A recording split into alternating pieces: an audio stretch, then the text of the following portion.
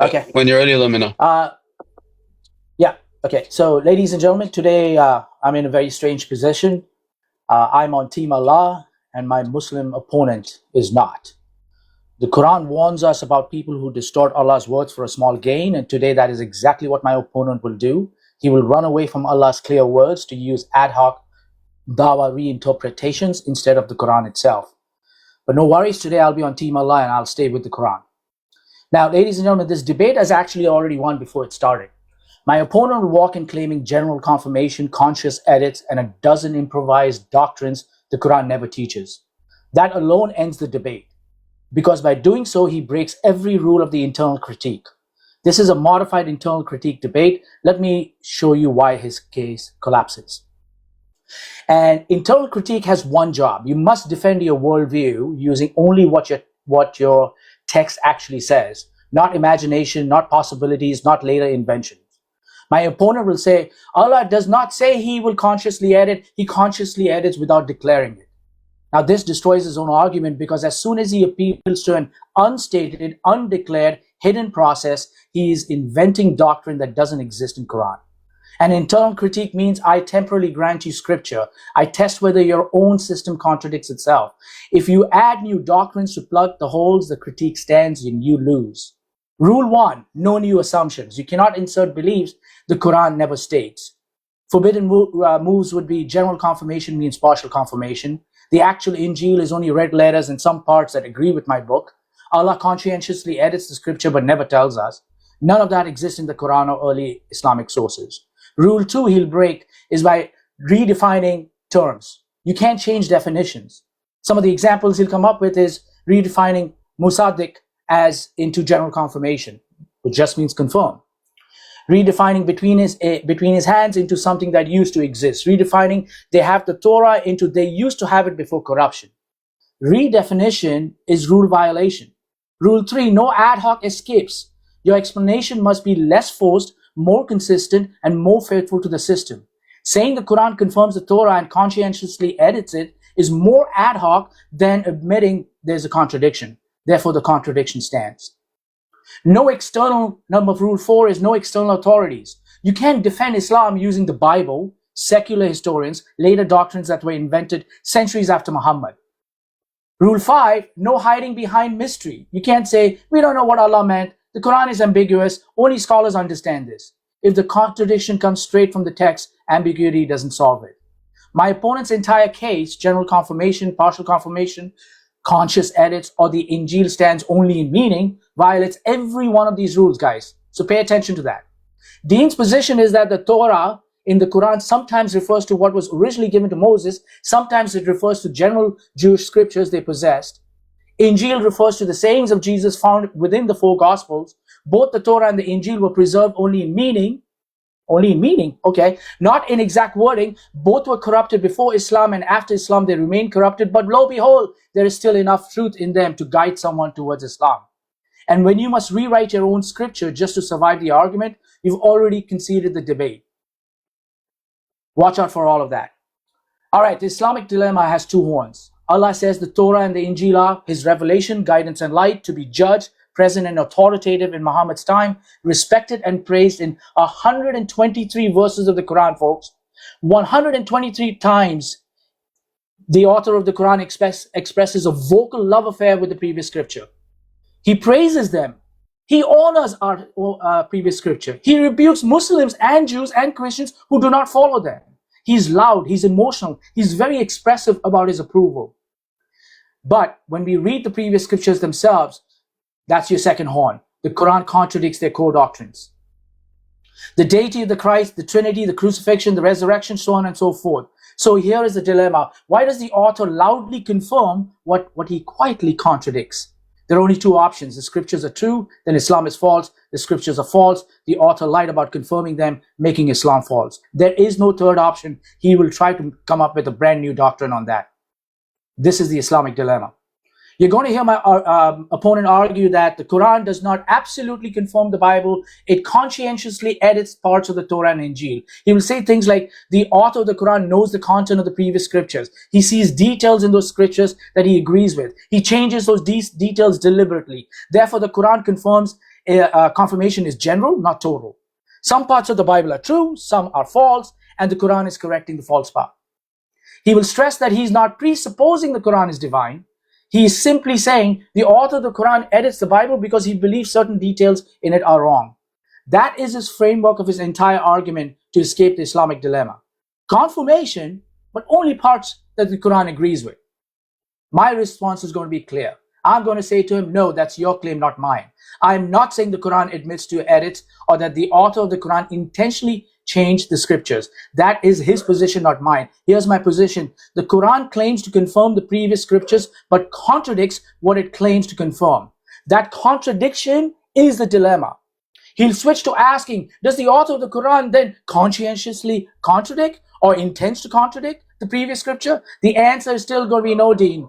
Stop asking. Nowhere does he ever say he intends to do it. My opponent will say, Allah does not say he will conscientiously edit. He conscientiously edits it without declaring. Again, this destroys his own argument, because as soon as he appeals to an unstated, undeclared, hidden process, he's inventing a doctrine that does not exist in the Quran. You do not get to invent unstated premises inside the Quran to solve contradictions. The internal critique requires you to show the claim from your own text, not from your imagination. If the Quran never says the Bible was edited, never says Allah secretly corrected it, never says Allah revealed a partial Injil, never says Allah preserved some parts and discarded others, then every one of his claims is ad hoc and therefore invalid in an internal critique.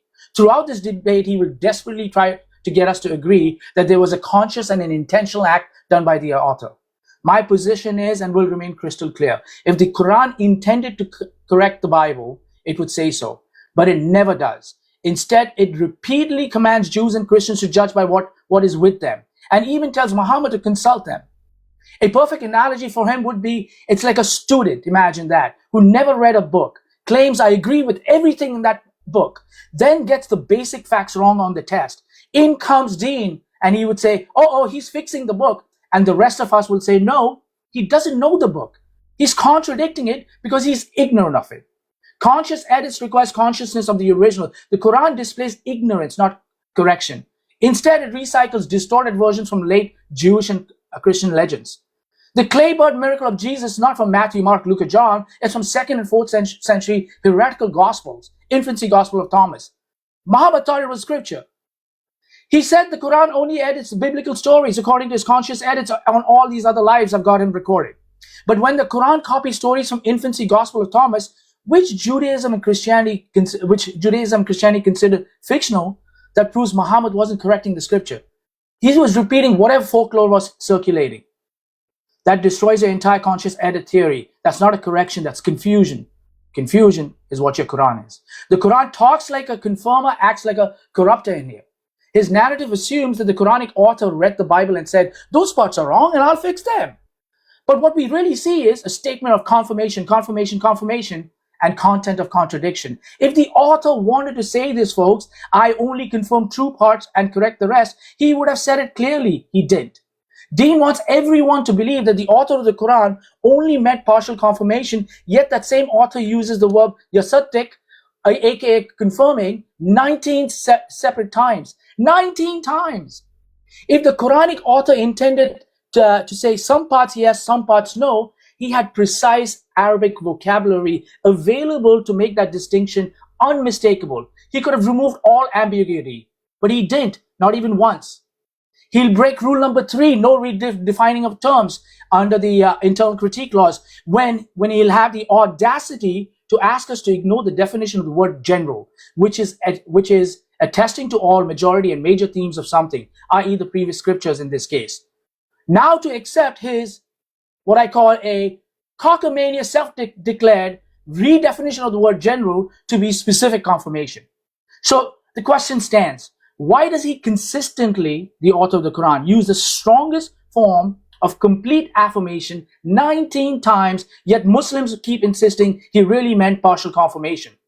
He wants us to believe that the author who repeatedly expresses a vocal love affair with the previous scriptures in the Quran, as we see documented in a mind-boggling 123 verses of the Quran, folks, In 123 verses of the Quran, he's having an emotional, vocal love affair with the previous scriptures, where he speaks of the previous scriptures in highly respectful, glorious, laudatory terms. And at the same time, where he's also not shy to express the same emotional, vocal anger towards the followers who do not adhere to those scriptures verse by verse. To now suddenly becoming a cold-hearted and mute author who edits out all major themes in the Bible, wiping out all those theologic fundamentals in the very same books he has expressed an absolute love affair with.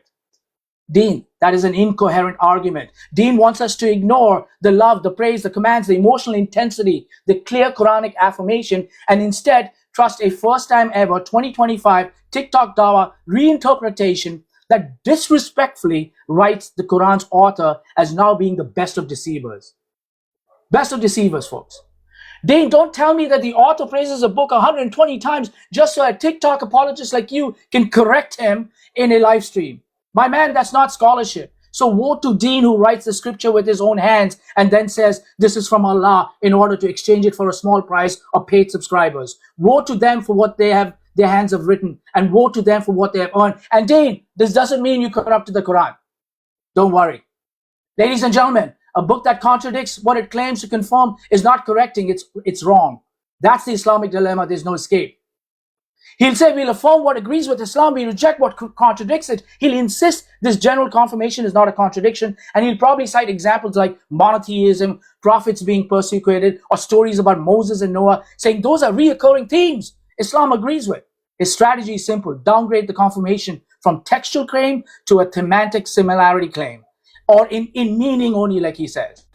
So the contradictions don't matter anymore. But friends, that's not general confirmation, that's selective validation. And when when asked for a criteria, he'll admit a Muslim only knows what's true based on what the Quran and Hadith explicitly affirm. That means whatever is in agreement with the Quran is good, whatever is in disagreement is corruption. In other words, whatever fits Islam is true. I expect him to say it's not circular, we're just checking what aligns. But that's exactly the circle. You start by assuming the Quran is true. You then use it to decide which parts of the Bible are authentic. Then you claim those same parts prove the Quran. That's a closed loop, not an argument. It's theology eating its own tail. He'll then try to appeal to Matthew 23, claiming that Jesus generally confirmed the Pharisees' teaching that's supposed to mirror how the Quran generally confirms the Bible. But that analogy collapses immediately. Firstly, he breaks rule number 4 and brings in external authority. Remember, internal critique is going to start shifting on us. In Matthew 23, the Greek word epion means to say or recite. Jesus was saying when they recite from the Moses seat, do what they recite, but don't do what they do. He was limiting, not generalizing. He was affirming the Pharisees wholesale. He wasn't affirming the Pharisees wholesale. He was qualifying their authority when they read the Torah accurately. If the Quran had something similar to this, where we could have seen spoken words that say, we are confirming what is true and rejecting what is false, we would have had a consistent text, folks, but it doesn't. It keeps repeating, confirm, confirm, confirm, confirm, confirm. So the analogy actually undercuts his case. By the way, the Islamic dilemma, Dean, is an argument even an atheist can run. So quit running to the Bible, explaining away the contradictions. I will ignore it every time you do so in this debate. Now, he'll quote maybe chapter 5, verse 48, confirming what's between their hands and a guardian Muhammad over it. He'll cite Nicholas Sinai, maybe he'll bring that in, claiming it means that the Quran has authority over the previous scriptures.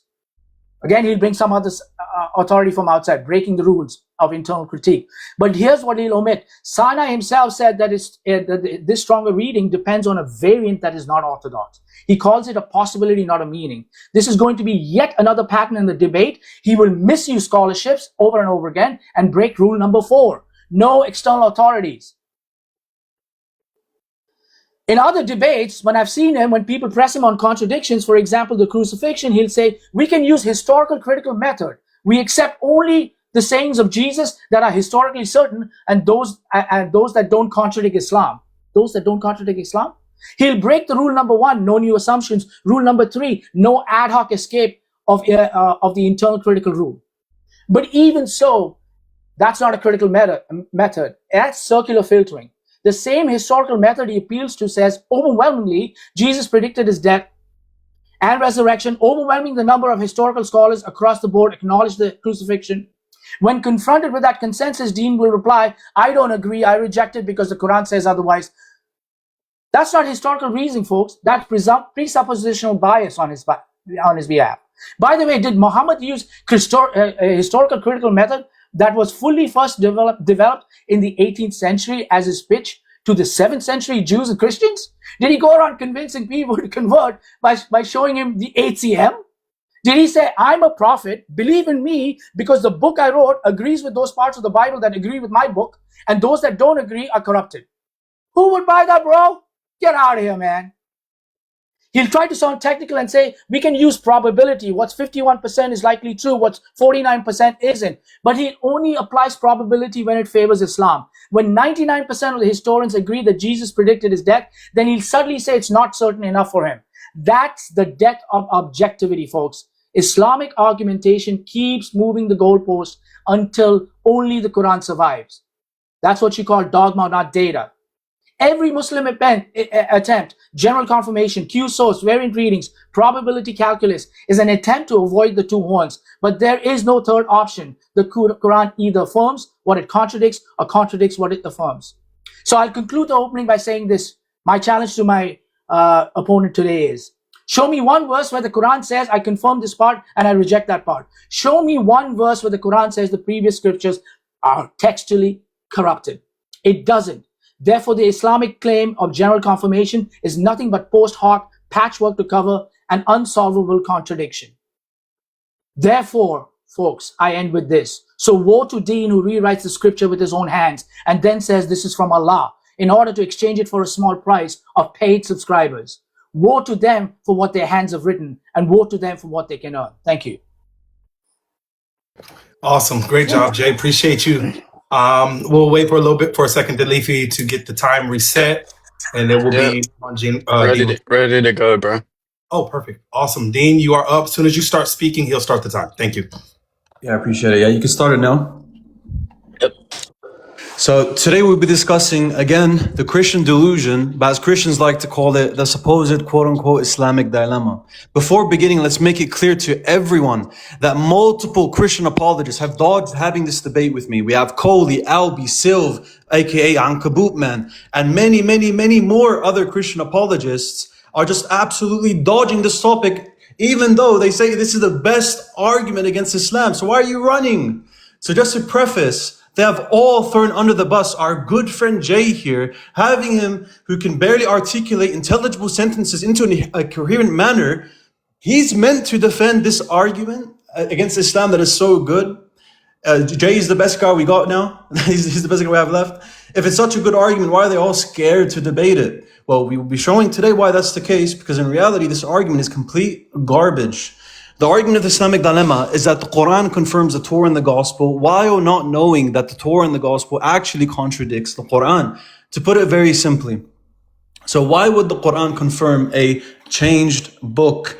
The first way we'll be addressing this argument is by saying the Quran does a general confirmation of the previous scriptures. What is this general confirmation, you may ask? Well, I'll define it right now for you. It means that the Quran confirms the majority of the core themes found within the Bible, such as monotheism, prophets coming as humans, nations being rejected, God punishing those nations, angels existing, books being sent down as guidance, laws being sent by God, as well as the coming of the Prophet ﷺ. The exceptions to the general confirmation are minimal in that there are not many major themes that you're going to find in the Bible that are recurring that would contradict with Islam. The justification that the Quran does this general confirmation, a non-absolute one, is the fact that the Quran does conscious edits to details in the previous scriptures, meaning the author edits material he disagrees with and changes the narrative intentionally. By showing this, it would then mean that the author doesn't intend the confirmation to be absolute. Now, Jay was mentioning, I'm not going to go too much in depth because this is meant to be for the rebuttal, but he mentioned that, where does Allah say? Where does he say he's doing conscious edits? But where in the Gospels does it say that Jesus has a human nature? Where does Jesus go around and say that he has been given authority, but at the same time he inherently still has authority, and all these other mental gymnastics you guys go through in order to reconcile the Gospels? Obviously, you're not going to find explicitly mentioned, nor are you going to find conscious edits being explicitly mentioned, but it's a natural inference based on what we can induce from the author's intentions, okay? So I'm going to give some examples of conscious edits, beginning with the conscious edit made in Exodus. So what we have here is, in Quran chapter 20, verse 22, it talks about Moses going to the bush, the burning bush, and God tells Moses, and put your hand under your armpit, it will come out shining, white, unblemished, as another sign. In Exodus, it says that Moses' skin was leprous, full of disease. It had become as white as snow. So disease, the Quran is saying with no disease. This is an intentional correction from the perspective of the Quranic author. This is the evidence in itself.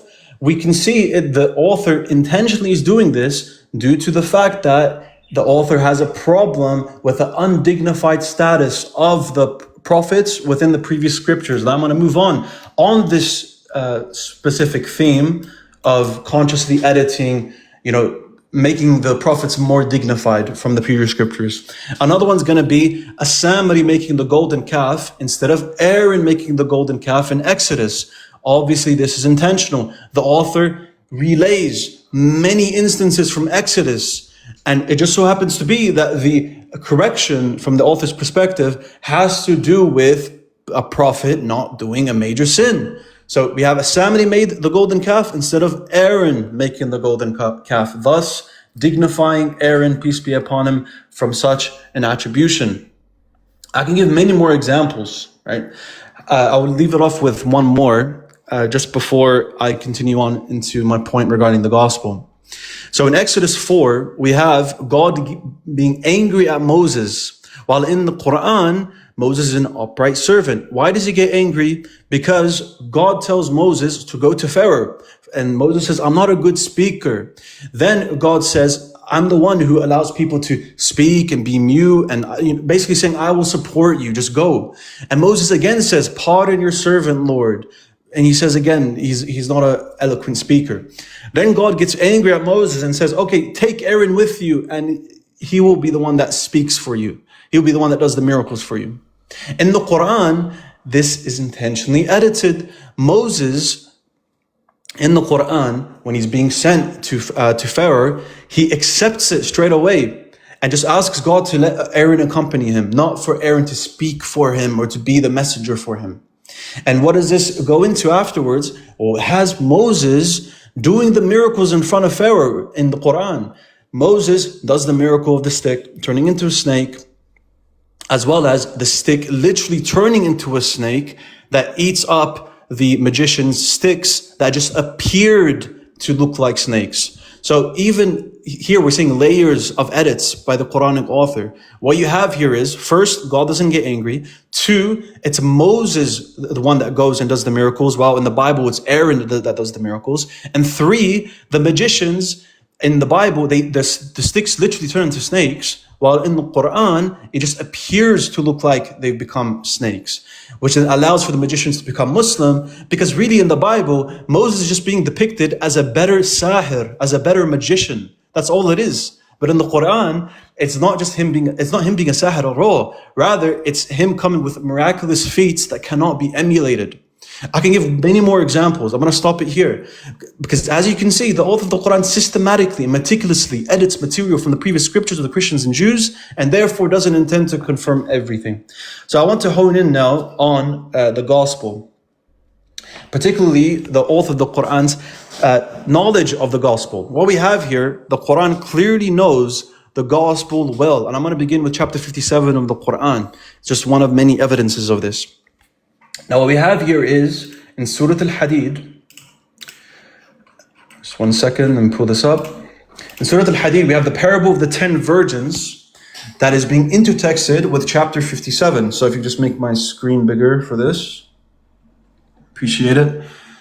So what we have here is Matthew 25 being intertexted with chapter 57 of the Quran. Okay, you can screenshot it, whatever, to look at this intertext. It's pretty well established in academia that the Quran has interplay here. Now, what people will say is, oh, but the author of the Quran doesn't know this is from the gospel. He just likes this and he's just hearing it and then he puts it into the Quran.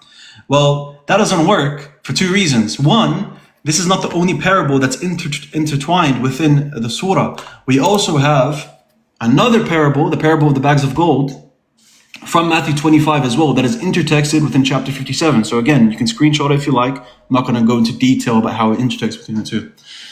So what we find here is two parables. Surah Al-Hadid, chapter 57, is 29 verses long. The author knows these two parables, intertwining them between one another and presenting a message, okay? Showing there's confirmation on the level of the meaning of what's left within Matthew 25. But what's the nail in the coffin here to show that the author knows more than just the content? He knows where it's coming from. Why? The only scripture mentioned in chapter 57, where these two intertexts come from, says that Jesus was given the gospel. The only scripture mentioned in chapter 57 is the gospel. And then at the end of chapter 57, verse 29, it mentions the people of the scripture, right? How they know this is from Allah subhanahu wa ta'ala. So this is on verse 29. Indicating, obviously, you can make inferences here, that the gospel message is being expressed in Surah Al-Hadid within those two parables. It is not a coincidence. And obviously, this is a level of confirmation where the author knows parables so well, he intertwines it and expresses other themes. So let me just pull up another example to show that the author of the Quran knows the gospel. I can pull up many, but we don't have enough time for all of them. Here's Mark 4, the seed parables. You have the kingdom of God being expressed as a seed in this parable, and it grows, okay? And what you have here in chapter 48, verse 29 is the same idea, but the kingdom of God is now expressed as the Muslim empire, the Muslim companions, okay? Now, what's so significant about this? The author of the Quran is not just understanding the parables, he knows where it's from, he knows it's from the gospel, and he's expressing it in a new way to establish the continuity of the Prophet ﷺ. More than that, if he knows these things are from the gospel, then he will know that these same gospels also say that Jesus talked about his death and resurrection. If that's the case, and the author contradicts the resurrection and the crucifixion, and Jesus talking about these events, then obviously you know that it's not confirming everything from the gospel. It is completely implausible to posit that the author of the Quran knows the seed parable, knows the parables in Matthew 25, that these come from the gospel. And I can give more examples. That these come from the gospel, and he knows this, and he understands these parables, and yet you're going to tell me he doesn't know that he's contradicting that the gospel says Jesus says that he will die and resurrect. That is completely implausible. That's not convincing to anyone, to be honest. I don't think anyone will find that as likely. That's just being uncharitable for the sake of being uncharitable at that point. Now, our good friend, Jay here, managed to express our point with Matthew 23. And he tries to make an ad hoc distinction. He's trying to tell us, don't make ad hoc explanations. Dude, your interpretation of Matthew 23 is ad hoc. Let's look at this. Just screen again one time. So, as we have here from Hilary of Poitiers, early church father in the 4th century, look at how he interprets Matthew 23. Is it just, don't do what they say, or confirm what they say, but don't do what they do? Is there a distinction between say and teach? Obviously not. Anyone can find that out. John Chrysostom also has a commentary that expresses this is their teachings, not just what they say. So in Matthew 23, just to summarize before I bring the commentary up, Jesus says to do everything that the Pharisees teach, but don't do what they do because of they're hypocrites. So their actions don't take from, but their teachings are okay. But part of their teachings is a corrupted oral law. The Pharisees taught the oral and written law. So obviously Jesus is doing a general confirmation. And this is what many commentaries you can find, both modern and classical, says that he was confirming parts of the oral traditions, but not all of them. So as you can see here from Hilary, look what he says. He actually says that the oral traditions from the time of Moses was preserved in some sense till the time of when Matthew 23 happened. For the same Moses, although he had committed to writing the words of the Old Testament, nevertheless communicated separately from hidden sources certain more secret mysteries of the law to the 70 elders. So he also passed on an oral law, who would continue as teachers after him. The Lord mentions these teachings, the oral teachings, in the Gospels when he says, the scribes and Pharisees sit on the seat of Moses. For this reason, do and observe everything. We don't have anything in the Quran that says everything. I'm confirming everything in the Torah and the Gospel. You have Jesus saying that he's confirming everything that they tell you in the context of oral traditions that were passed down. Do you believe there's a perfect preservation of oral traditions the Pharisees had? Then he goes on to say, but do not behave as they do. Therefore, this proves that their teachings have remained in later generations. Teachings, not just sayings. Teachings, oral teachings passed down from the time of Moses. I'll wait for that. Okay. Have remained in later generations, namely the teachings received from the writer of the law himself and preserved in this office of the 70 elders. So your interpretation isn't classically based. It's not based in the modern sense either. I can show you so many other modern commentaries that say this is talking about teachings. This is your ad hoc justification to try and get away from the fact that you have double standards here, okay? Now, I gave the conscious edits from the Torah. I also mentioned how the author knows the gospel in depth and that he does conscious edits of stuff that he would most likely, almost definitely know that's in there due to the fact that he knows lesser details. Now, Jay, what he has to do is he has to show that the intention of the author is not that these are consciously edited, but that these are haphazardly edited, unintentionally edited, right? Our form of evidence is not reduced down to just verbatim words, verbatim sentences. Allah has to say, I am correcting the scriptures, this is false and this is true. Dude, what the heck is that standard? You don't even hold to that yourself. And definitely us Muslims, we don't hold to that ourselves either. So the fact of the matter is, if we can show the author based on the text, I'm not using anything but the text, the text of the Quran, we can show there's a relationship between the Bible and the Quran where the Quran is consciously editing material due to theological differences with the material. But those theological differences aren't so much that you can't derive truth from the Bible. There is truth in the Bible. The Prophet Muhammad ﷺ is prophesied in there. There is true laws in there. There is stuff in there that is true.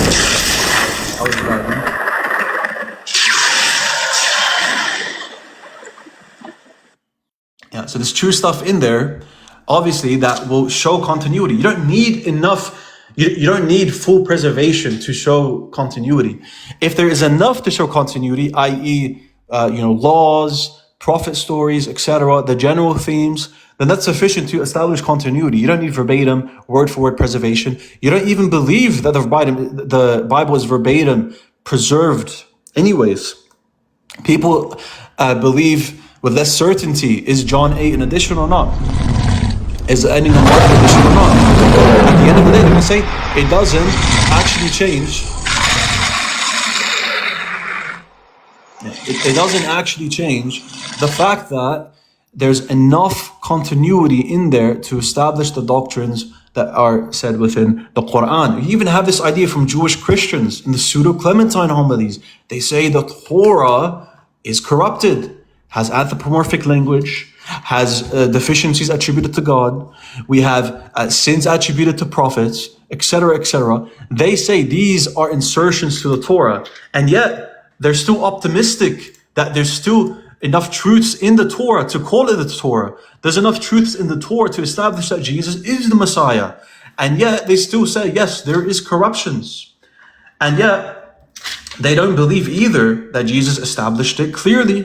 So you have Jewish Christians literally believing the same as us, not believing it's inconsistent. Non-Muslims, these are non-Muslims, Jewish Christians, that don't believe it's inconsistent to say there's continuity to establish Jesus as a prophet and the Messiah. There's enough continuity to say that the Torah is usable, that there's enough in there to be optimistic about what we can use from there, and yet we can still say there are insertions for independent reasons, due to the oral traditions passed down, or due to logical reasons, such as deficiencies attributed to God that we know by necessity is wrong. So it's not just Muslims saying this, that you can establish continuity even though there's corruption. Alright, that's time, Dean. Yeah, By the real way, quick, if you Darren, want if to I take could another. request for the super chats, just Oh. if you could mute the super chats while Dean is speaking and Jay speaking to keep it fair, because a little bit of Dean's time was taken because of So the what we'll super chats. do.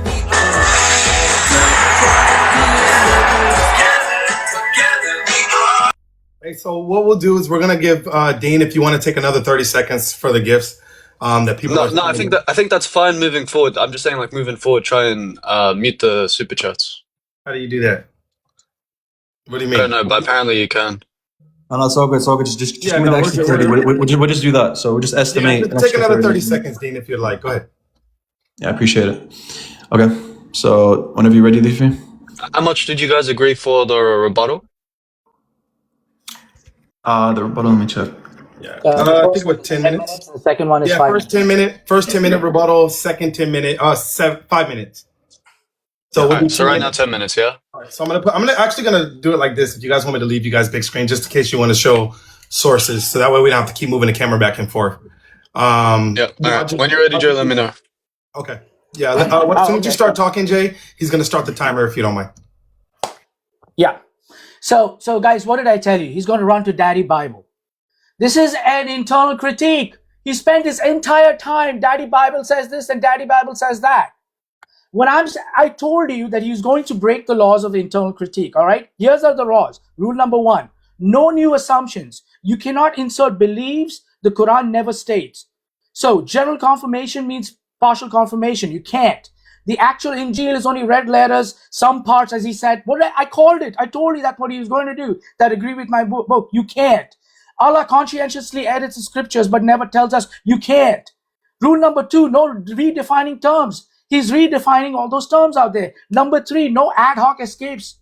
Okay? When your explanation is less forced, more consistent, more faithful to the system, saying the Quran confirms the Torah, conscientiously contradicts this, is more ad hoc than admitting that there's a contradiction. Rule number 4, no external authorities. What did he do? He ran to external authorities. Rule number 5, no hiding behind mystery. What did he do? He hid behind mystery. We don't know why he does it, why he doesn't say it, but he doesn't say it. Okay? That's what he kept on doing. By the way, guys, intertextuality, all right? Plain and blunt, it means text talks to each other, whether on purpose or not. When you read a story and it reminds you of another story, your brain is making a connection between text. Okay? The connection is intertextuality. Bro, what scholars mean by this context, they're not saying the Quran copied the Bible. They're not saying Muhammad studied the Bible and corrected it. They're not saying the Quran was fixing mistakes in early scriptures. He just sat down and BS'd us, dude. You know what they do, right? Maybe I can put a sentence together, but he doesn't know terminologies. What he is doing out here is hoodwinking. That's what he's doing. So they're saying when a modern reader knows both texts, it's natural to compare them. And those comparisons can add meaning to the Quranic story. Again, he brought his pretty little table chart, folks. Everybody, let's all go home.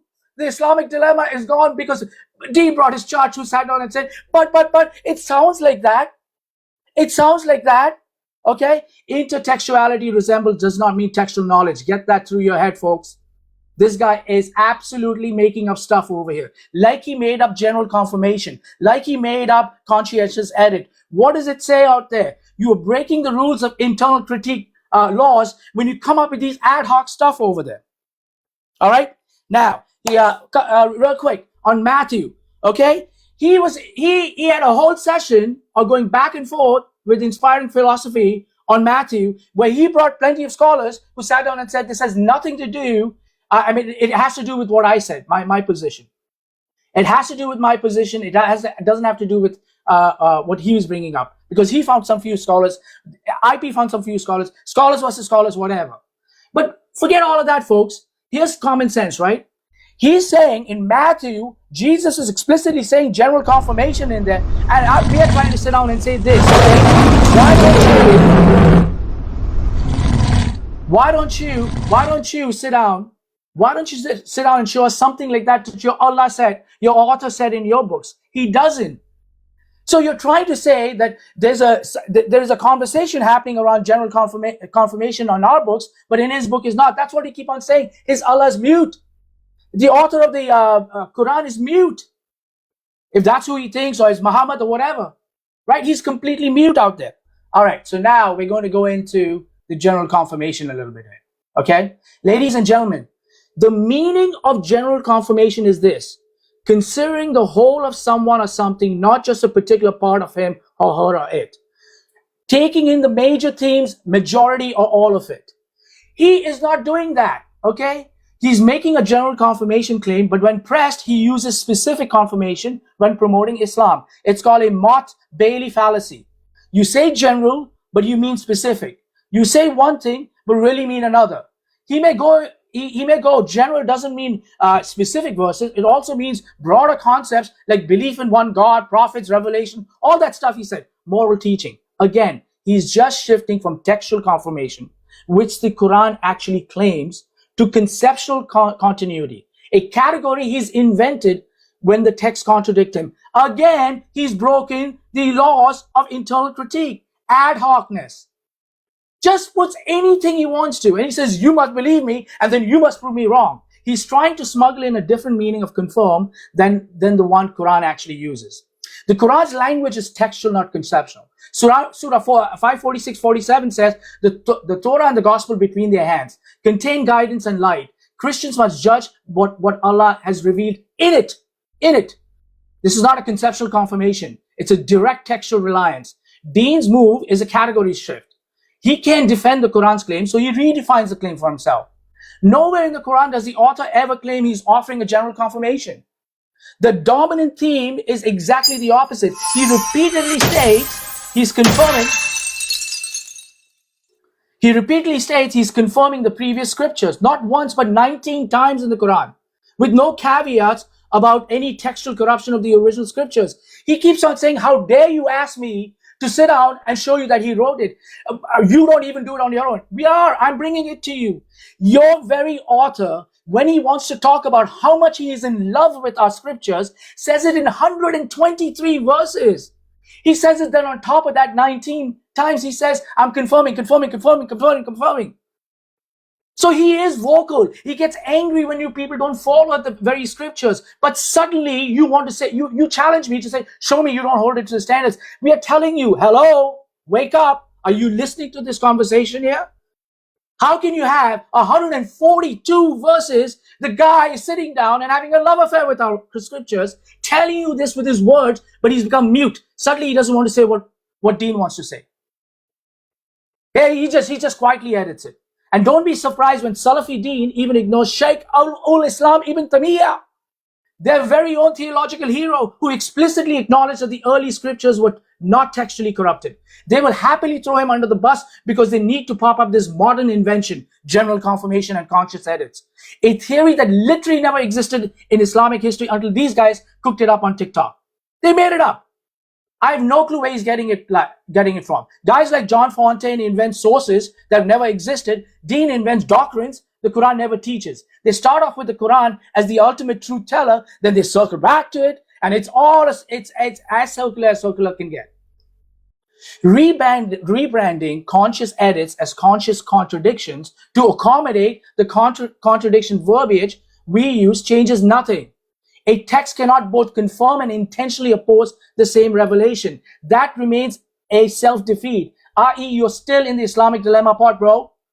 They think they can solve an internal critique by making up phantom categories. That's not how logic works. You don't beat an internal critique by inventing excuses. You need a clear, simpler account of the Quran's claim, not something more convoluted than the problem itself. Their description of general confirmation becomes, we'll just say the Quran confirms earlier scriptures in a general way, not absolutely. Some parts affirm, some parts deny. And when you ask them for evidence, silence. Because they know if they drag out 279 or 513 as proof of textual corruption, their Allah and their own scholars will refute them. If they run to the phrase general belief, al-Imam al-Mujmal, in Ibn Kathir's commentary 2946, they get caught playing games. That phrase refers to a doctrinal category in Islam, not textual corruption of the Bible. It actually means to believe in all and not partial. We have general and detailed belief as two categories in their Aqidah. And if he tries to redefine it as corruption, it'll backfire. Because that category applies to all books of Allah, including the Quran. Congratulations, you would have sawed off the branch that they were sitting on. Deen's been told not to obfuscate on these kind of terms in the past. Deen, get Fareed's response to help you out, bro, to quit. Don't start using that general belief as Ibn Kathir stuff Don't try it with me. He knows that term well. Farid Response will teach you. Even the Quran's description of John the Baptist, Yahya, uses the same word, confirm, musakadin. And it obviously doesn't mean in a general way. It means he fully affirms what is true of Christ. So when the Quran uses the same term for itself, confirming the Torah and the Gospel, meaning it's complete affirmation, it's not selectively editing. The Quran says it confirms what they have with them, over and over again, like a beating freaking drum. There is no such doctrine as general confirmation. There is no evidence of conscious edits. There is no Quranic verse teaching textual corruption of the Bible before Islam. Everything they're pushing is ad hoc. Everything they're pushing is born out of desperation, not revelation.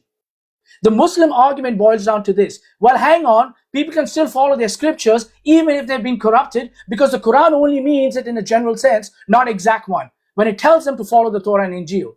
Ad hoc. By his own admission, this Muslim just exposed their general confirmation explanation is ad hoc.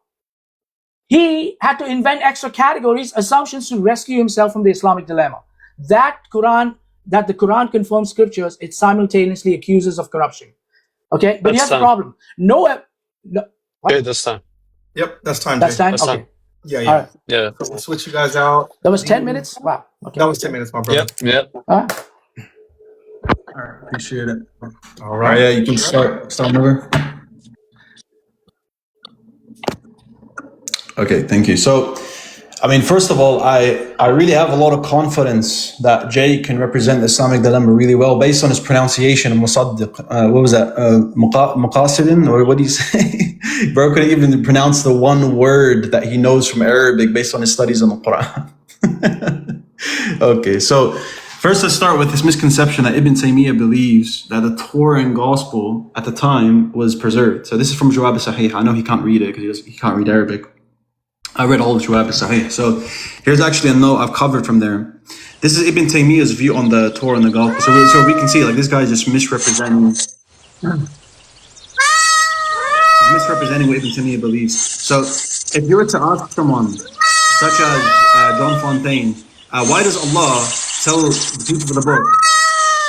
Why does he tell the people of the book to judge by the previous scriptures if they've been corrupted? Okay. Now, if John Fontaine would say, and those that hold his position, they would say, yeah, this is talking about the preserved Torah and Gospel in Medina. That's what they would say. Okay. Does Ibn Taymiyyah say that? Well, this is what he says. So by this, the answer is obtained to the doubt of one who says nothing of its words have been altered. For they say if alteration had occurred in the words of the Torah and the Gospel before the mission of Muhammad ﷺ, the truth would not have been known from falsehood.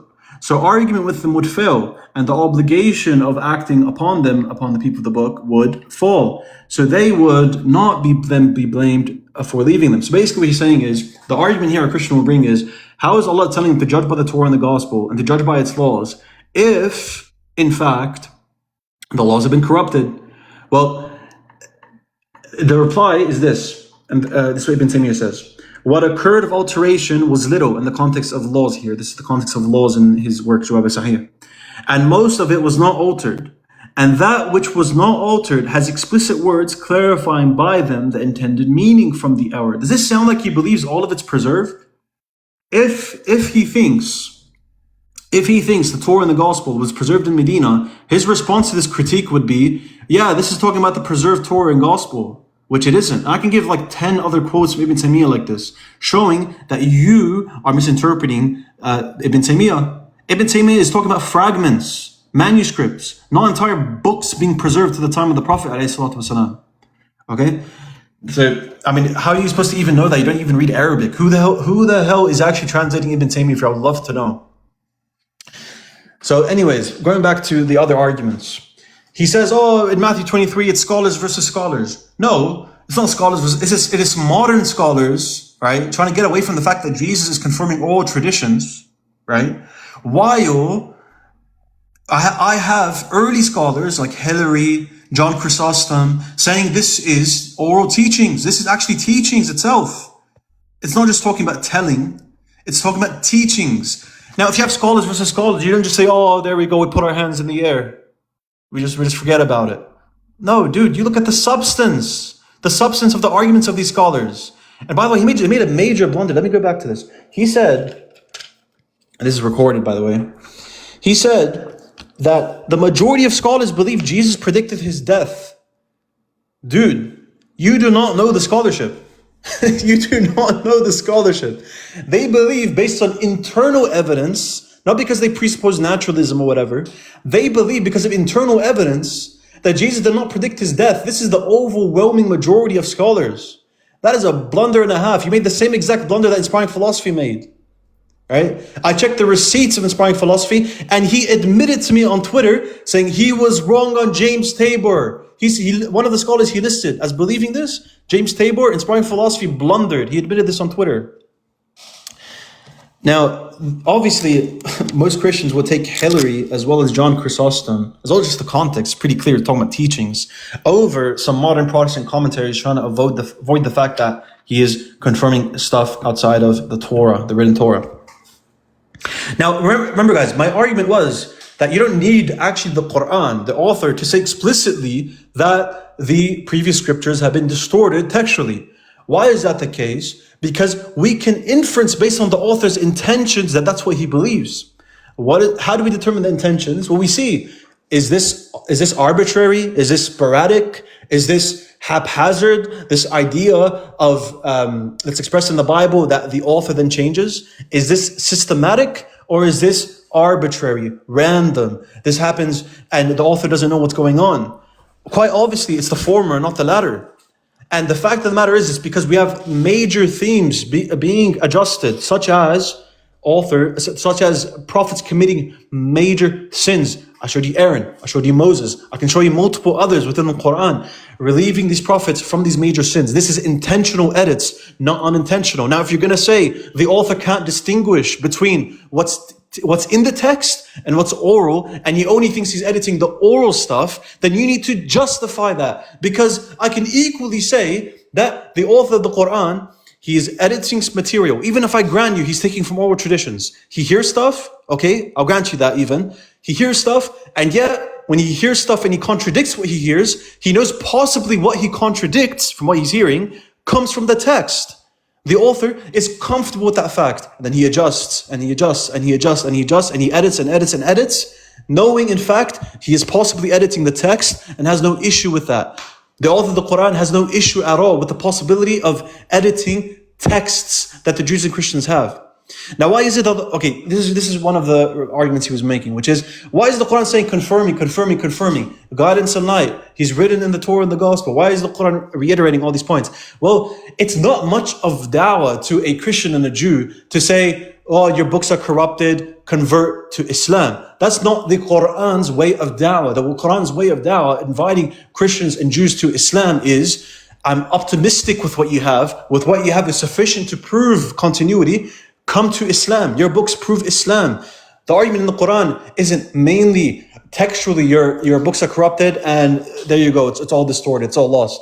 That is not, no one from the Salaf used that way of da'wah. Rather, what they say is, yeah, you have corruptions. It's clear from the internally that you have corruptions. But at the same time, we have chapters upon chapters upon chapters of the Salaf showing that they have the description of the Prophet in there. So it's not much of a case of inviting someone to Islam to just tell them all your books are corrupted, right? What's more effective is to say that the Prophet's descriptions is in there. The law is in there. There's true parts. Implement those true parts and you will notice the continuity within Islam. Okay? Now, a lot of the stuff that the Quran actually confirms as well, and the stuff that it denies, is intuitive, and most people would already say, yeah, that makes sense. Prophets committing major sins after being anointed by God, chosen over everyone else, they are going to commit sins that even average people don't commit. I mean, I don't know anyone personally that commits murder, and yet Moses is meant to be the best prophet. But obviously behind Jesus. I know many Muslims and Christians. I don't know any of them.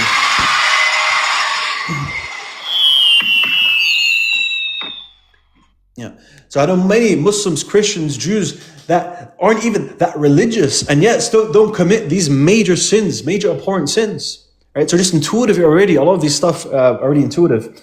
And the internal critique already is demolished by the conscious edits point. So, but I am addressing other external things that he was mentioning.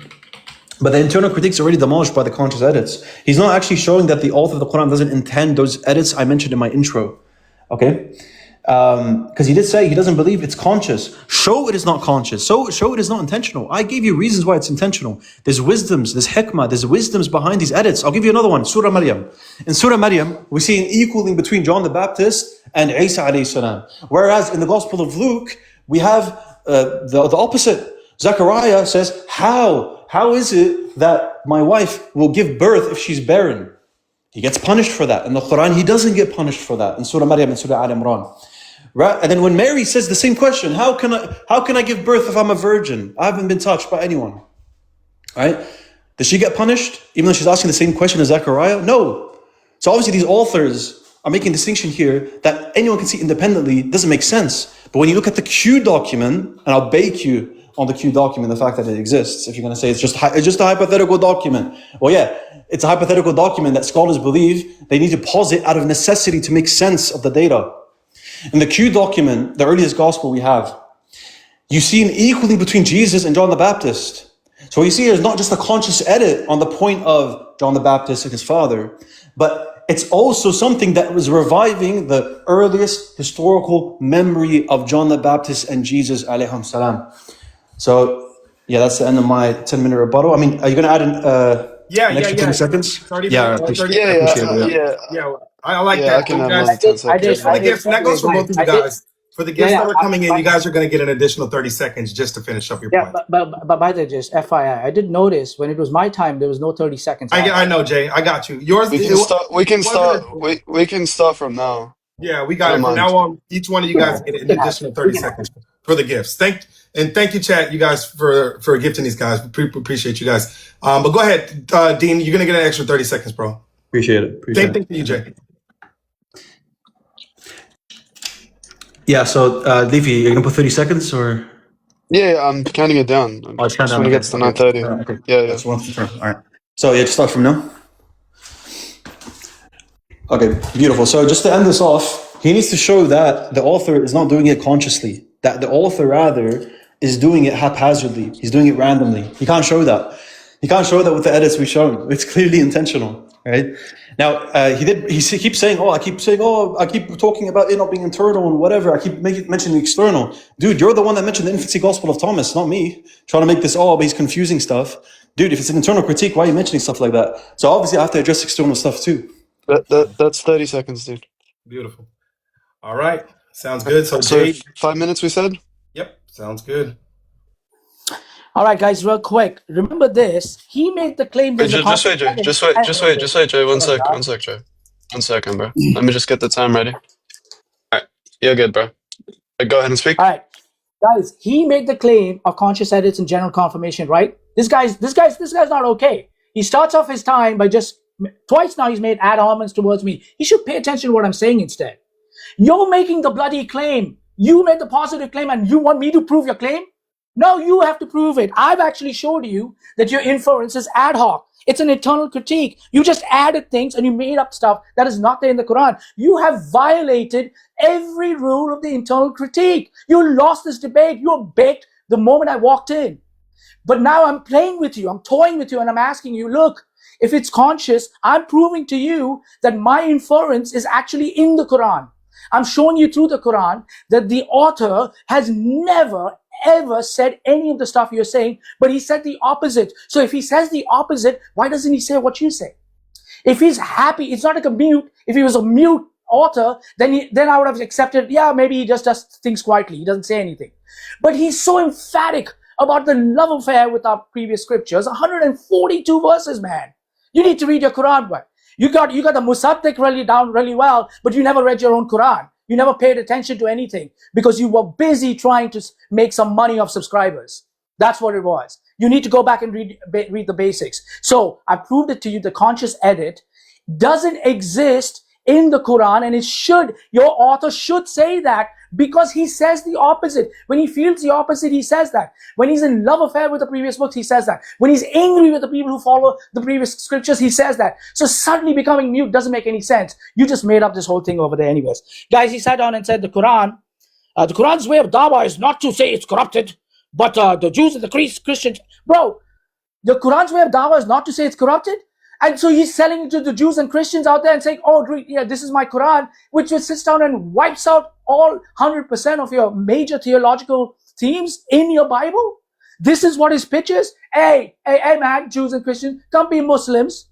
Okay, come be Muslims, because my book that I wrote sits down and all the things that agrees with the Bible, that agrees with my book is good. Whatever doesn't agree, it's bad. So you must become a Muslim. Where did they find these guys, dude? Where did they find these guys to come and debate us, right? All right. He slips in editing. He is editing oral stuff. At no point I said that. You see how he said, well, I'll give it to him if he says oral. No. I'm saying diddly squat, boy. Nothing. Absolutely nothing. He doesn't know it. Absolutely. That's what I'm saying, okay? I am not agreeing to any kind of edits that your author of the Quran is saying. That's what I keep on saying because he never says it. Ibn Taymiyyah. Let me see the big screen here, boys. Do you want to see Peeping Tom here? We'll get you Peeping Tom. This same guy who sits on it and makes fun of me on my accent, no problem, bro. You know, a name that sounds like his name, it doesn't make a difference. Here's Ibn Taymiyyah in his book out here, okay? Here is Kitab Igat al-Lafan, and he says, and this is also by the chief student of Ibn Taymiyyah. And from the evidence of these scholars is that the Torah has spread across east and west of the earth and spread south and north, and no one knows the number of copies except Allah, and it is impossible to conspire to substitute and change all those copies, such that not a single copy remains on earth except one that is substituted and changed according to the same methodology. And this is something the intellect finds impossible and testifies to falsity. Hey, look who's pitching that. You see this guy here, this Peeping Tom? That's him. He's pitching and saying he was having a discussion on Ibn Taymiyyah saying that the previous scriptures were not corrupted. And guess who he taught that same thing? I've got a reference from Muhammad Hijab, who these guys taught. Libiano and him taught Muhammad Hijab the Islamic Dilemma. He just had a show about a week ago, and in there he says, yes, Ibn Taymiyyah said the previous scriptures were not corrupted. These guys had a review on his show and said, oh, he did so well. So here you go, Peeping Tom right here. Who's that fellow? That's him, sitting around talking about that. You want more? I've got you want it in Arabic? Here, I've got it in Arabic. Here it is in Arabic from the whole thing. Ibn Taymiyyah saying this. The third correct statement is that there are authentic copies on the earth remain until the time of the Prophet. Whoever says that all the copies are copies after the Prophet, may God bless him, grant him peace, were distorted, has said something that he knows is wrong. There is no information in the Quran that they changed all copies. There's no information on there. So stop telling me all this garbage out there, okay? He's been running from the conscious edits and the general confirmation. Ladies and gentlemen, the word general that he wants to make up, you know, maybe his madrasa education told him, I will use an English language word, but then suddenly I'll make general equals one specific. Okay, well, I thought you were giving me 30 seconds from the last time. Yeah, go ahead. Okay, so sure, you can go ahead and get 30 seconds from us. No problem. He's going to ignore that. I just need 10, 15 seconds. He's going to ignore that. And he's going to sit down. Look how he's running from me. He ran into Q, bro. I had Q. In my opening statement, I'm saying, I know this guy's going to bring in Q. Let me ask you, did the Jews and the Christians in the 7th century have a Q manuscript that they could walk around and benchmark things? He's just making up stuff. After cribbing about modern scholars, he's going to modern scholars on the Q. Bro, you are getting baked in this debate. You didn't know you were going up against. Awesome. Go ahead. Sounds good. When you're ready, Dean. Yeah, I appreciate it. All right. So just start now. Yeah, so you don't require the Q document, first of all, in order for you to see the fact that there's distortions within there. Thankfully, us finding out the Q document actually exists is able to make it very clear for us the fact that this is the case. But you can already notice it doesn't make any sense. Why is Mary not being punished for the same thing that Zechariah is being punished for? Why is there contradictory notions about John the Baptist and Jesus within the Gospels? Obviously, there's some distortion there. And the Quran is reviving the earliest conception, which is the fact that John the Baptist and Zechariah are not denigrated in the sense as the Gospels present them. And he mentions like all subscribers for money or whatever. Dude, like, are you ready right now to condemn inspiring philosophy wanting 30K 30K for ministry work. And you're talking to me about talking about dollars for subscribers or whatever. Dude, this guy was asked for 30K for 1 month. In 1 month, he wants to rack up 30K. And you want to mention this this money stuff to us. Like, dude, are you serious? Secondly, Ibn Taymiyyah, I'm surprised this guy doesn't know. Ibn Taymiyyah doesn't believe the Torah is fully preserved. In that very reference you have, Ibn al-Qayyim says that he believes the Torah is mostly preserved. Okay, so while I'm speaking right now, I'm pulling it up for you. I'm surprised you didn't know this. It's so common. Which is the fact that he doesn't believe it's fully preserved. What he's saying in the context of your passage that you brought up is that it's impossible to distort all the copies of the Torah post the time of the Prophet ﷺ when it reaches, obviously, mass transmission. And even before the time of the Prophet, it actually reached mass transmission. So there's no way someone could distort all the copies in the whole world at the point where it reaches the level of mutawatir or mass transmission. He still does believe that the Torah is not fully preserved. Obviously, Ibn Taymiyyah makes it very clear in his works. You're just like copy and pasting. I don't even know where you're copy and pasting from, to be honest, because this is all nonsense. So yeah, I will bring up, if I can't bring up the reference now, I'll bring up later. Actually, is right here. Yeah, it's right there. Yeah, so this is from a good friend of mine on Twitter. A third group took the middle path. So this is from the same work that he was quoting from, Jay was quoting from. A third group took the middle path, saying, because obviously Ibn Qayyim was listening to different views on the previous scriptures. A third group took the middle path and said, if the Torah has been added to and few wordings were changed. Does that sound like it's fully preserved? No. Whose position is this? Among those who took this view is our Shaykh al-Islam Ibn Taymiyyah. Thanks, mate. Anyways, let's continue with the other points he was making. Really, he's just wasting a lot of his time. A lot of his time, he's really just wasting it, trying to say, well, the author doesn't say it. The author doesn't say that, right? The author doesn't say that he's doing conscious edits. The author doesn't say that he's doing general confirmation. I'm telling you, believe it's not conscious? Show me it is not conscious. Show me that. Instead of just assuming your interpretation of what confirmation means, I'm telling you, yeah, confirmation can be absolute or it can be general. And the justification on why it is general is the same justification I bring. The same justification that I bring to it being general is the same justification scholars bring on how Jesus is doing a general confirmation in Matthew 23. There's no symmetry breaker. Jesus does conscious edits to what the Pharisees are teaching. Therefore, when it comes to the Quran, when it's confirming, it is doing conscious edits, and therefore it's a general confirmation. It's not that hard. Mate, you have to show me, actually, that the edits are not conscious. Show me that. You can prove it internally. Show me it doesn't make any sense. Show me there's no wisdom behind it. Show me there's no intention behind the author. Show me that he's making a mistake when he hears something and then he does it. Look, he's even scared to make an external critique. He's keeping it to an internal, and he's getting absolutely destroyed on the internal critique. You cannot work with the internal critique with Islamic dilemma. Early Muslims believed in distortion of the books. Early Muslims in the Salaf believed in distortion. Ibn Qutayba, early Muslims that we even have documented within the writings of the Christians, using 1094, using these verses and saying, how do you believe the gospel is distorted? And they're speaking to Muslims who believe the gospel is distorted. In the early centuries of Islam, they're believing this. So doing an internal critique is just nonsense. You can't show me internally from the Quran that the conscious edits are not intentional. I showed you they're intentional. I explained it to you. You can't explain it because you lack the explanatory power, both in terms of biblical knowledge and Quranic knowledge. Let's be honest, man. I know your book better than you, and I know the Quran better than you. I know the hadiths better than you, and I know the quotes from the scholars better than you. You can't read the Arabic. You can't read the original sources. You can't understand the original sources. You literally just took your information from my video. 30 seconds, Dean. You took your information from my video where I was quoting Ibn Qayyim and you butchered it. You literally butchered the quote. Because before it, he says Ibn Taymiyyah believes the Torah is distorted. Then he refutes the idea that no one could have distorted it. Sorry, actually, he actually says the point that no one could have distorted it, thus refuting those that say it was distorted at a time when it was mass transmitted. A lot of scholars say that before, when it wasn't mass transmitted, it got corrupted, but after mass transmission, it was hard. That's exactly what he was saying. And that's time, dude. All right, so how much now did you guys agree to? Let me see. Let me get my notes back up. Let's see. After the 5-minute rebuttal, so it's 10-minute.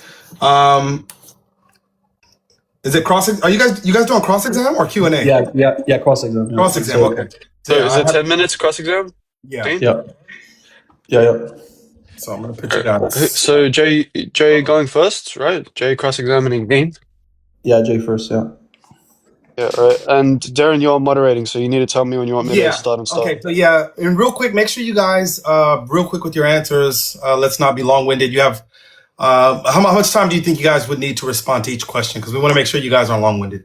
Yeah, about 15 seconds, let's say. Okay, 15 seconds. Try to be direct and to the point. If it just goes in circular, we're going to stop your time and try to just seek clarification so we can continue to cross-exam. So go ahead. We'll start now. Go ahead, Jay. Uh-oh. Jay, you're muted. Yeah, Jay, you're on mute, bud. Sorry. Just restart it for you. Go ahead. Yeah, okay, all right. Did you just admit that Allah does not say he will consciously edit and he consciously edits without declaring it? Yes or no? Yes, Allah subhanahu wa ta'ala does not say anywhere explicitly, the same way that the Bible doesn't say anywhere explicitly many doctrines that you guys hold to that is complete ad hoc nonsense. Okay, so you invented essentially a doctrine that the Quran never states. That's not interpretation, that's fabrication. Do you agree? No, because I made an inference based on me looking at the Quran and seeing that the intention of the author is a conscious editing of the previous scriptures. I make that inference based on the text. All right, does the Quran state that in this invented doctrine? Yes or no? Okay, again, you're holding me to a standard that I don't believe anyone holds to, which is explicit mentioning of a standard or a doctrine, such as, oh, God has to say, I'm doing conscious edits or general confirmation. The Bible doesn't say Jesus has a human nature, does it? I'll take that down as no, it does not. Okay, so something that's not in the Quran, he's pulling it out. Okay, now, is an internal critique, as in an internal critique, are you allowed to add unstated doctrines to rescue your position? Yes or no? No, and that's not what I did. What I did was I applied doctrines that I inferenced from the text itself, showing the author's intentions is an intentional correction of previous texts. Is that stated doctrine written anywhere? Stated? You know what the difference between stated and unstated is? Is it stated? Yeah, so I don't think you understand what stated and unstated is. I do know what the difference is. It is stated in the sense that you can infer it, not stated verbatim. So it's not written down, not in the Quran again. No, that's not what I said. You're misrepresenting what I said. Don't worry about it. Don't worry about it. Okay. So show me where in the Quran. Show me where in the Quran where the Quran says any of the following. Allah secretly edited the Bible. Allah revealed only the partial Injil. Allah preserved some parts and discarded some other parts. Show me where it explicitly says that.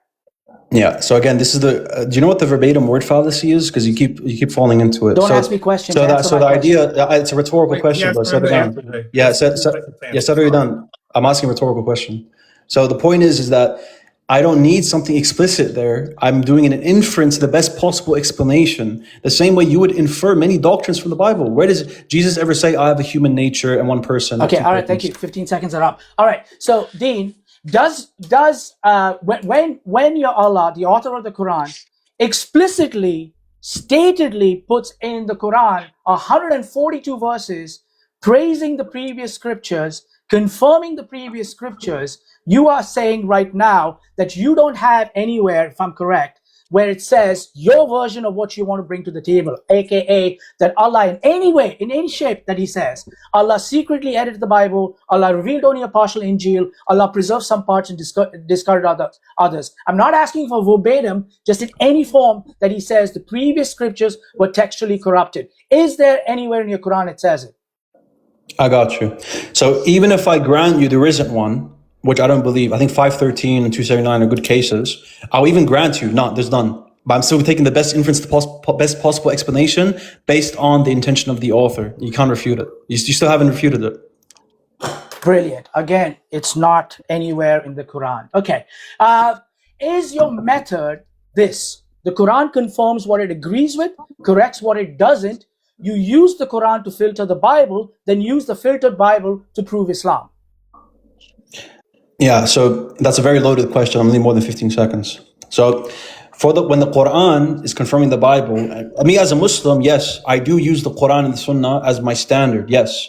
but I don't use it as my standard and then apply it to a Christian or a Jew. At that point, I use internal evidence as well as other factors in order for me to apply a prophecy to then use it against a Christian or a Jew. Otherwise, it's going to fall into circular reasoning. So yes, for me personally, I use the Quran as the standard. The same way you use the Bible as your standard for morality and other things. Okay, all right. All right, so you just agreed whatever the Quran says is good, whatever it says is bad is corrupted. Wonderful. All right, so you say there is enough of truth in our book to lead us to Islam, but also enough, would that be correct? Yes. Okay. Is there also enough of falsehood to lead us away? No, because the verified falsehood within the Bible, you can't find anything. You can't find anything within there that is verifiably false in the fact that it's internally contradictory or it contradicts what we know via other methods that will then contradict Islam. There's nothing we know from certainty from the Bible. There's nothing that we know with certainty from the Bible that contradicts Islam. What about unverified falsehood? Come on, man. What about unverified? There's nothing we know. I'm going to repeat because you cut me off on my final point. Okay. Yeah, right. Go ahead. So there's nothing we know within the Bible with certainty that contradicts Islam. No.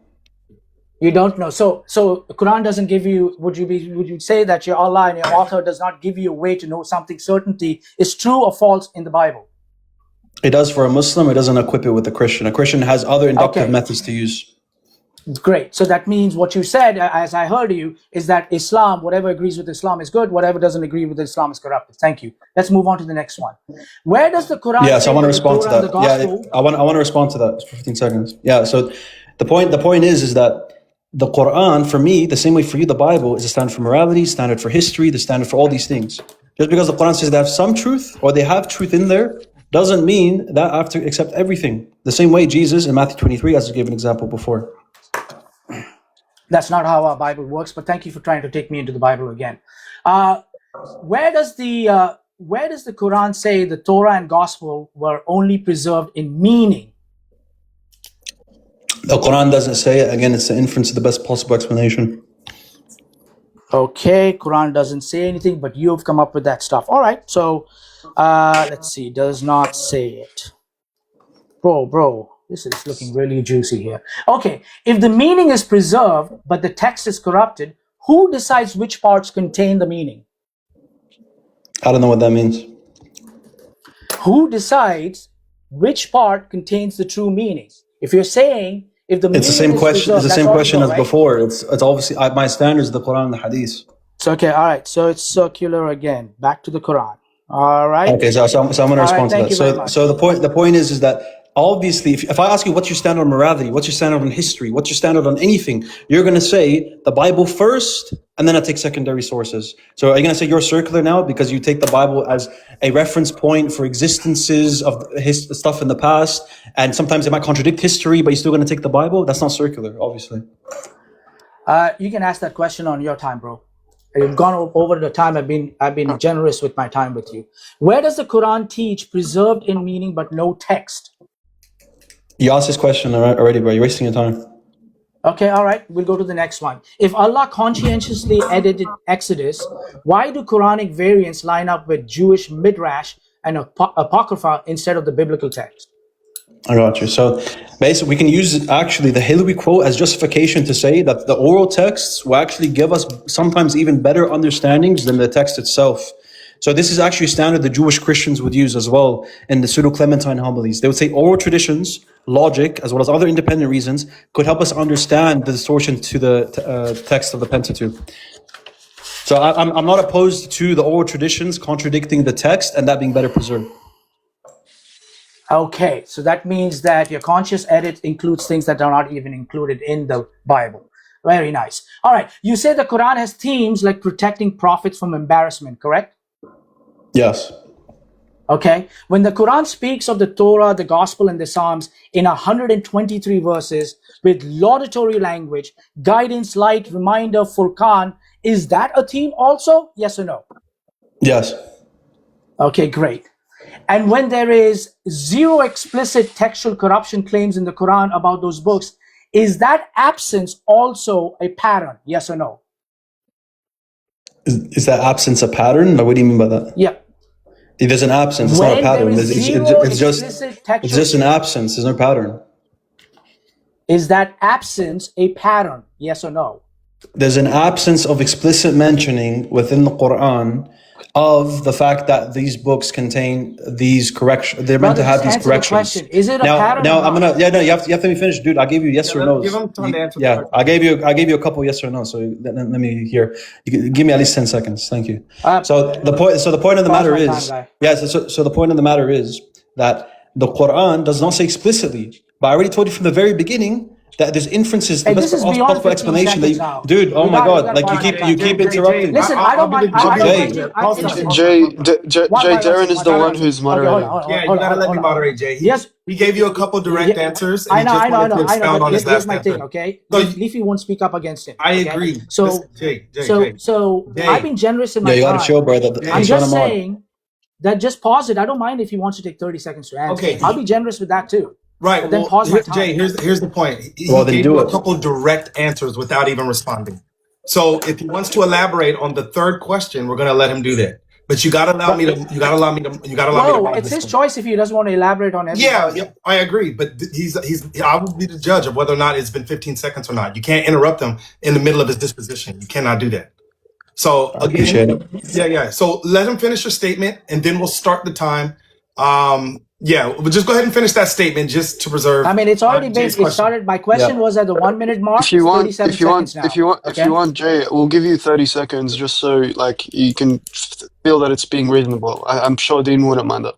All right. Yeah, I don't mind that, bro. So You we'll can give do him a that, minute even. but you gotta let me mod though, Jay. You gotta let me mod. If it's been 15 I'll seconds, give you a minute. I'll make sure.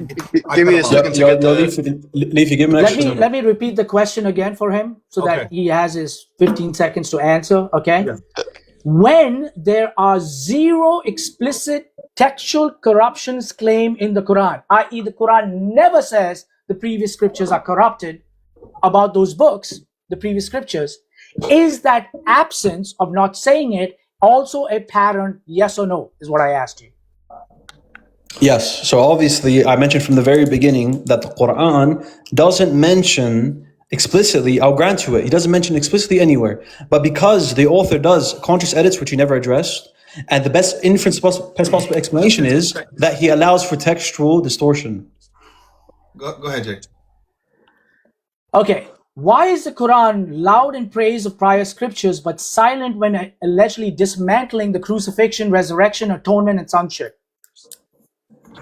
The Quran does express the fact that Jesus wasn't crucified. And more than that, I already showed you that he has in-depth knowledge of the gospel. So how would he not know that the gospel says that Jesus was crucified? Obviously, he knows that and he's editing it. Beautiful. Last question. So sorry, is that time? No, go ahead. No, you can go ahead and ask your last question. Allow him to answer. Go ahead. All right. If the prophets are protected from embarrassment, why is Muhammad rebuked publicly in 66:1 and also Noah publicly was corrected? Yeah, I got you. So the Quran's envisionment of Isma, which the doctrine I was just saying before, that they don't do major sins, does not involve not being able to make mistakes. I made a very clear distinction at the beginning.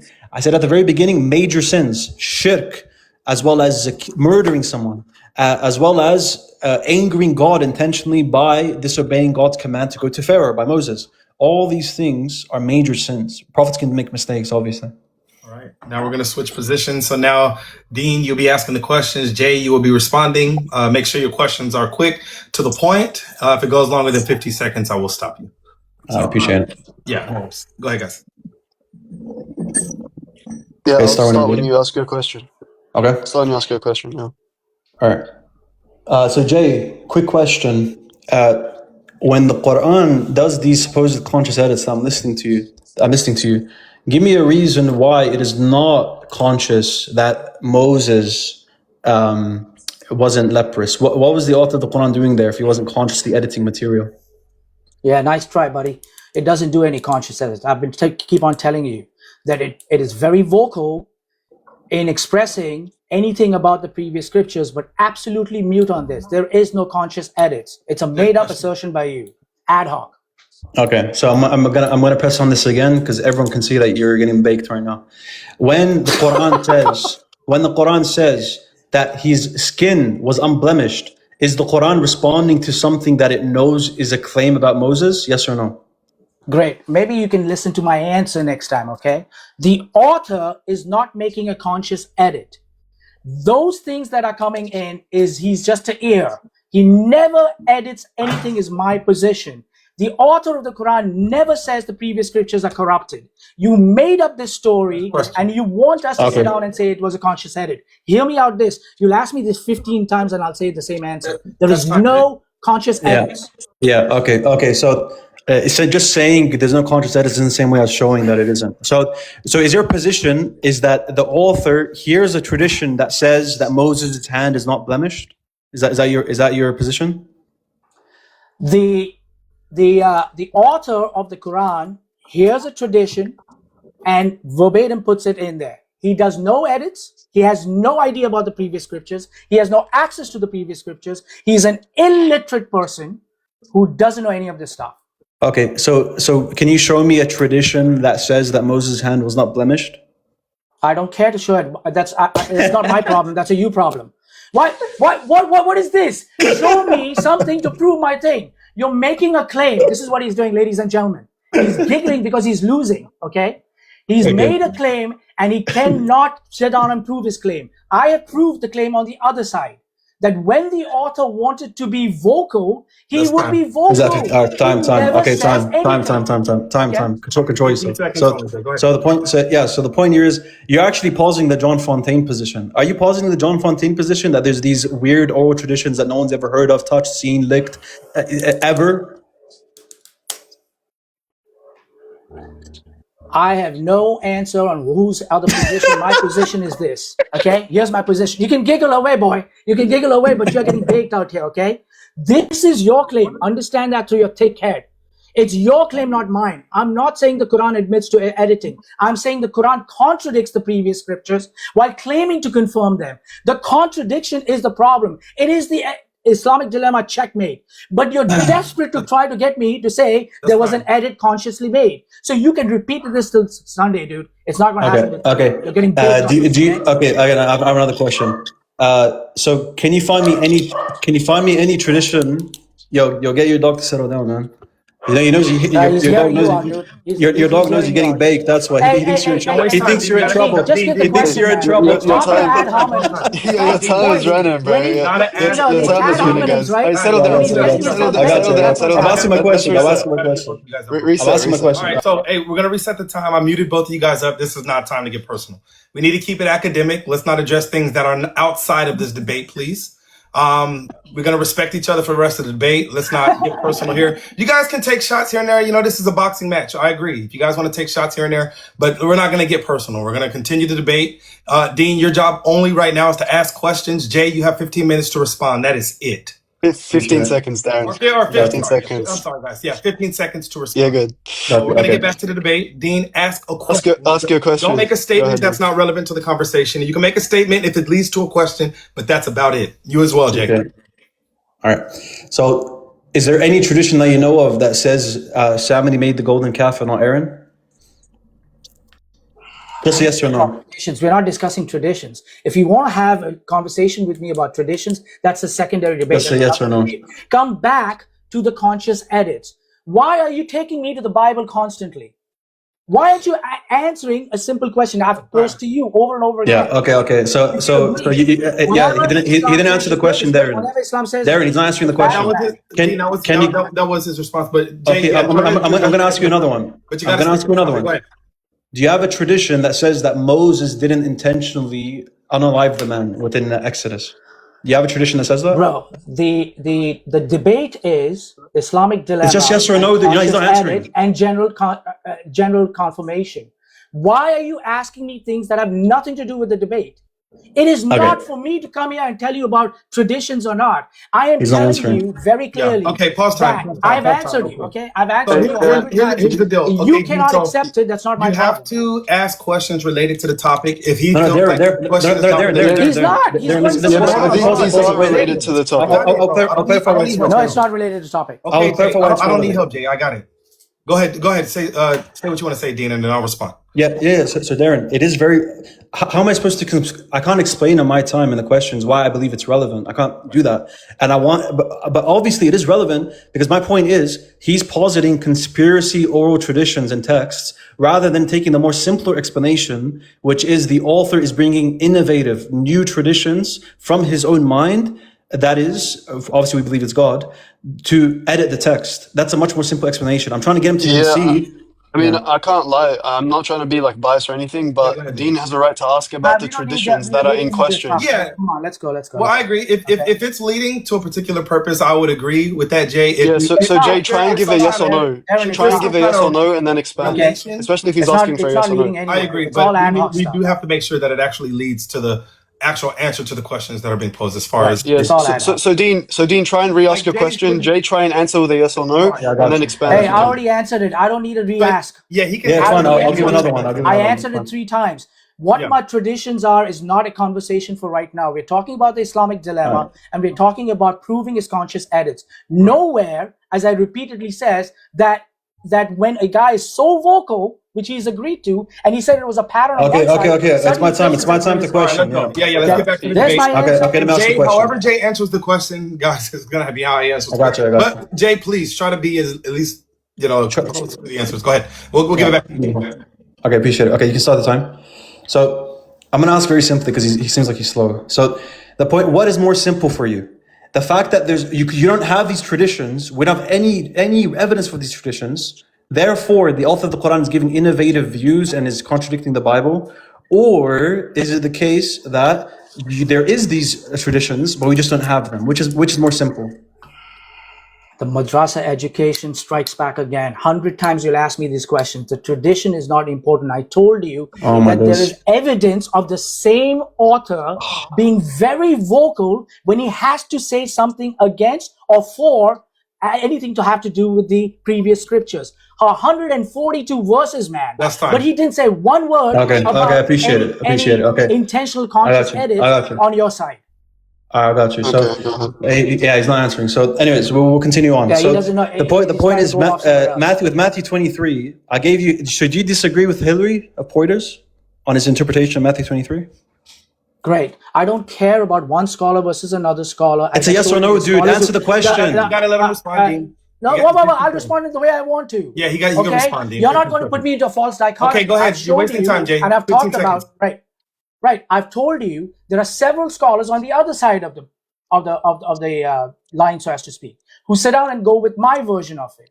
So I don't care about the Bible. Look, he's already breaking the internal critique laws. Okay, done. All right, time. All right. Yeah, I appreciate it, man. I appreciate you not directly answering anything. So the point is, I will continue on from here.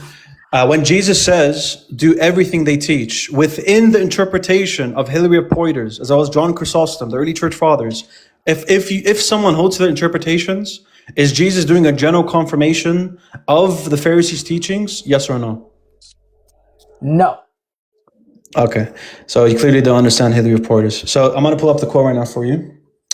And in the meantime, I'll ask you some more questions. This is a question. Yeah, I'm going to pull up and ask a question. Relax. Yeah, I'll pause the it point while he is, pulls yeah, up the so- quote. Yeah. Go, So bro. No, that's his time. No, it's fine. It's fine. This is why Continue. I really am not. Just continue it. Just He continue it. decides Okay. to pull it up. Okay. Bro, it's all good. Just keep the time This boy- going. Yeah. The question is this. The question is this. Do you think that the Quran needs to explicitly state every single doctrine in order for that doctrine to be valid? Right. When the Quran makes it very, very obvious that in 142 verses, which you have agreed is a pattern over and over again, expressing on the very subject matter that we are discussing, then I expect that the same author doesn't become into a mute guy and suddenly doesn't want to say anything.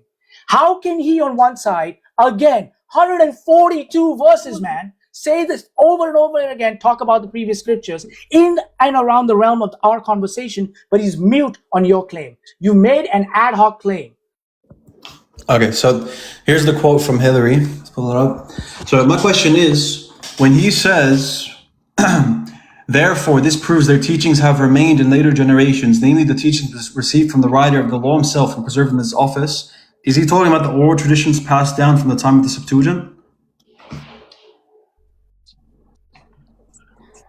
Again, in that verse, there is no general confirmation. The word in Greek is to recite. It's not getting to your head. This has been done to you on several panels, and you're just trying to play these games with me again. I will show people videos of this man doing this over and over again, and people walking him through Greek. He even spoke to a Greek scholar or someone who knows Greek extremely well, got baked on this verse on it, but he keeps on doing this stuff. Again, there is so no 15 general seconds. confirmation. He's sitting down and saying he's reciting. That's it. Yeah, I appreciate it, man. But that's not the question. The question is, because you said before, Hilary of Poitiers taking his interpretation doesn't mean there's a general confirmation of the oral traditions. Now, I'm asking you to answer directly, the same way I answered you directly, on the point about traditions being preserved. Is he talking about the oral traditions? Yes or no? Answer directly. Okay. Again, you didn't pay attention to my answer. I told you I do not agree with him. I've got scholars who say otherwise. I told you the Greek word is to recite, but you keep going down to that one document. And you do this in every other live I've seen you doing it, and they laugh your ass at yourself, dude. Okay? So listen to me again. I don't care about your scholar. I have scholars who sit down and... Yeah, I appreciate it. Okay. Yes, okay, I appreciate it. Yeah, okay. yeah. So I appreciate it. So the question is, the question is, on the, you actually contradicted yourself at this point. You said you disagree because you know what's going to entail from Hillary. So anyways, we'll take it back. No problem. We'll take it back to another point. Does the author of the Quran know the gospel well based on what I showed you before? Based on what I showed you before with Surah Al-Hadid. I don't know why you're interrupting me. You should stop talking. Sorry, go ahead. Surah Al-Hadid, as well as 48:29, when it mentions the contents of the Injil, as well as many other instances. Do you believe the author of the Quran knows what's in the Gospels? What are you talking about, 48:29? Oh my God! You don't even know the references. When he mentions the seed parable, I'm answering your question. I'll help you. Okay. There's only so many times the Quran talks about the concept of the Injil. You don't even know. 48:29 talks about the seed parable. I mentioned it in my introductory statement. I showed you it. So when it mentions that, as well as it mentions Surah Al-Hadid, the parables of Matthew 25, as well as when it mentions other stuff found in the Injil and the Quran, does that show you that the author knows the contents of the Injil? Absolutely not. And I'm telling you, he has no access to the previous scriptures. Hear me loud and clear. Okay, he's an illiterate. If you want me to get deeper into saying how much he has no knowledge, I'll go deeper into using other choice words. But he's an illiterate person who's never had access to the scriptures, doesn't know anything at all. Okay. So last question, yeah. So how does he know that the seed parable is in the Injil when he says it's in the Injil in 48:29? Answer that question directly. Great. As I said, it could be things that somebody else is just sitting down and talking all over the place out there. Heard it from somebody else, put it in there. Again, why are you so slow, dudes? Don't you understand? He doesn't know. You think he's not getting it from somebody else? All right? That's what he is. It's a generic agricultural image. Okay? That's what it is. So please, stop, begging me to sit down and say that he knows the scriptures. That's time, Jay. All right, so now we're going to move into 7-minute closing. Jay, you're going to go. I believe you were first. So let me shrink Dean's. Wait, do I not close last because I went first on the opening? Is that how you guys? That's how it's usually. That's how it's usually. Whatever you want. Yeah. Right. I'm okay with that. Okay, go ahead. Sounds all right, go ahead. All right. 7 minutes. So how long is this, Leafy? Yeah, Dean, wait for Leafy to put the time on the clock, and then we'll get you guys going. Last thing I want to say, Chad, 7 minutes. Yeah, for some reason I don't know why my I can't type anything in the comments. I've been trying for like the last 15 minutes. But make sure you guys are being respectful in the chat. Moderators, you're gonna have to take over from here. I've muted several people so far, Christians and Muslims. Just make sure you guys keep doing so as we finish out this debate. So go ahead, Dean, you're up. Yeah, I appreciate it. So, I mean, yeah, he just conceded that the author knows traditions that are in the gospel based on learning it orally, right? I mean, that's pretty sophisticated knowledge, even if it's just orally. That means he does know the contents of the Injil. That means he does. But I mean, I would posit that him knowing the contents of the Injil is more than just oral, based on the fact that there's so much, as well as the understanding of it is so sophisticated to the point where he can intertwine it within the Arabic language in a very eloquent manner. Okay, so that's the first thing. The second thing is with Matthew 23, with Hilary of Poitiers, he clearly I asked him, if you take Hillary's interpretation, does that mean Jesus is doing a general confirmation on the oral laws? He said, no, that's not the case. As soon as I pull up the quote, he ran away. He ran away from standing on business and saying that, yeah, Hillary is saying that, he isn't saying, sorry, that the oral traditions are being generally confirmed, okay? So he actually ran away on that point, and everyone saw that. So this, the last point is just very clear. He would not answer on the conscious edits point.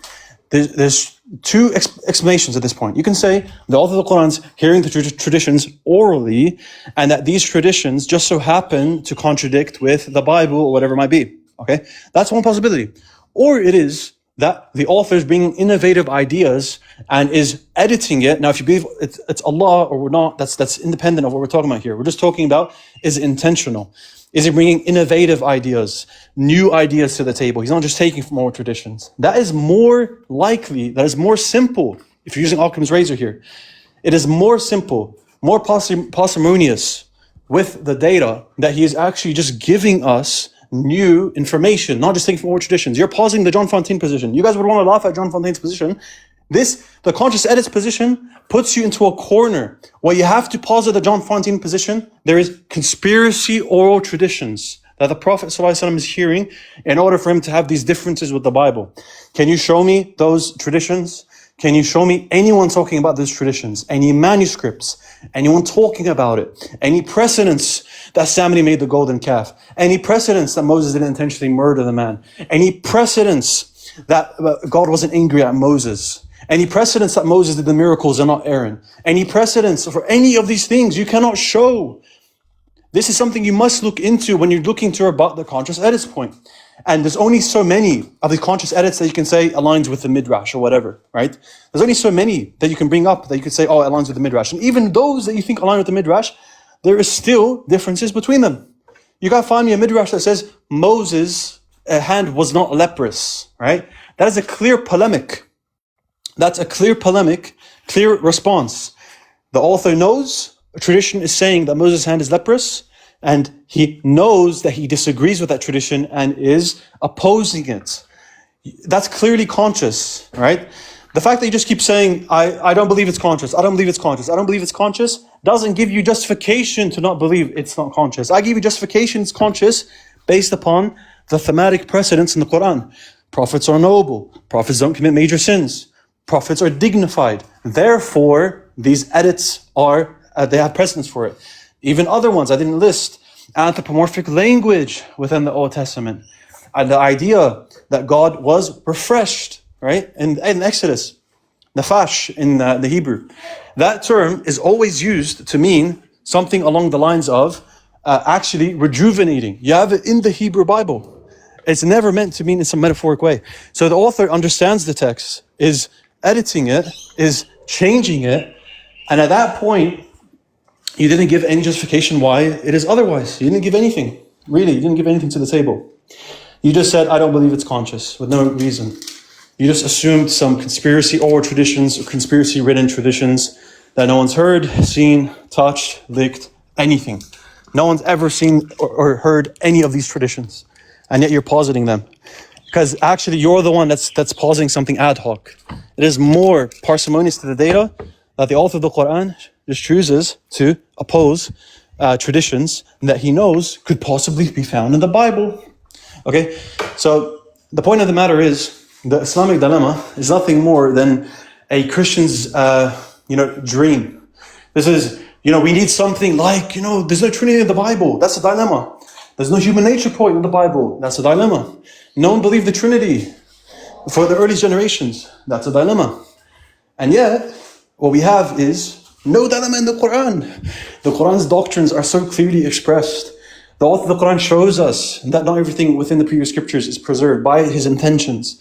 You cannot show the intentions of the authors of the Gospels intend the Trinity. You cannot show that. So don't have some double standards now when I'm not even holding to that lowly standard. I believe you can show from the author's intentions that the previous scriptures is not fully preserved by the fact that he's comfortable with the possibility to alter what could be in the texts. You didn't give any rebuttal to that. Nothing. Zilch. Nothing at all. So I guess I'll just stop it here, I guess.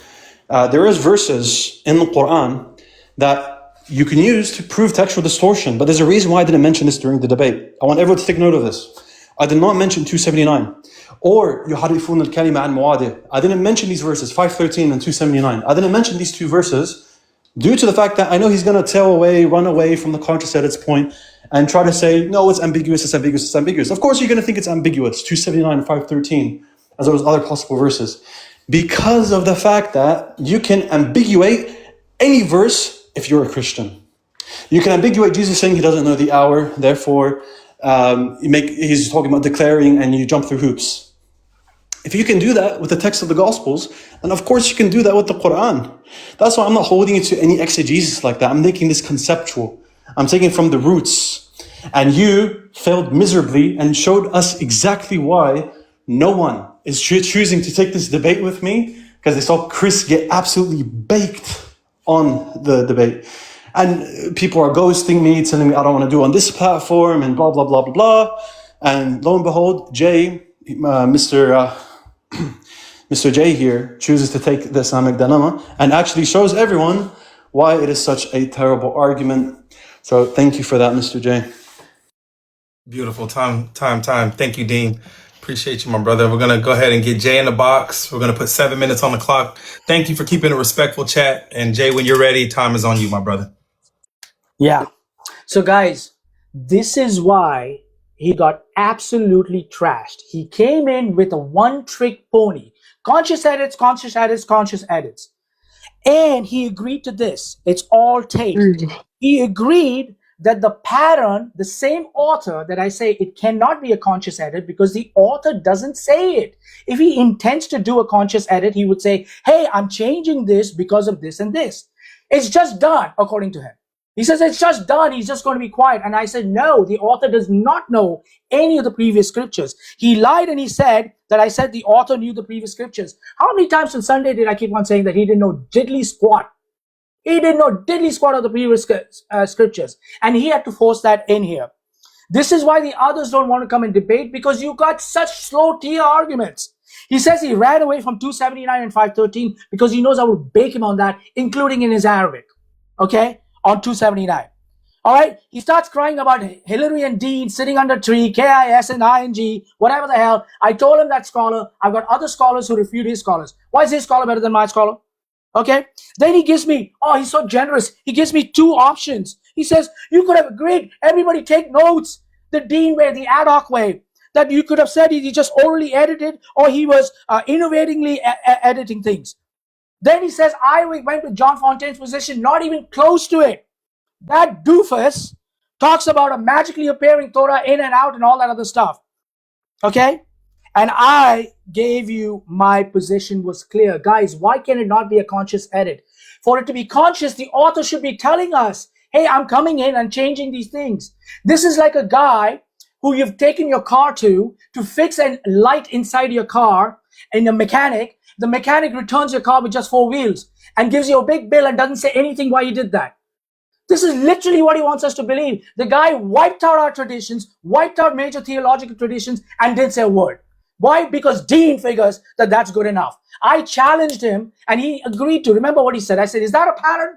So it's a pattern on the other side. He's used to talking about these things. He's openly talking about it, but he's mute on here. Get out of here, man. What the hell are you talking about? Now, let's do this. My opponent built his case on a loop. He even agreed the Quran confirms the Bible. How many days till Sunday he kept on saying, whatever Islam says is true, whatever disagrees with Islam is corrupt. How many times did he say that? 8 times on my question and answers. This is supposed to be their best guy?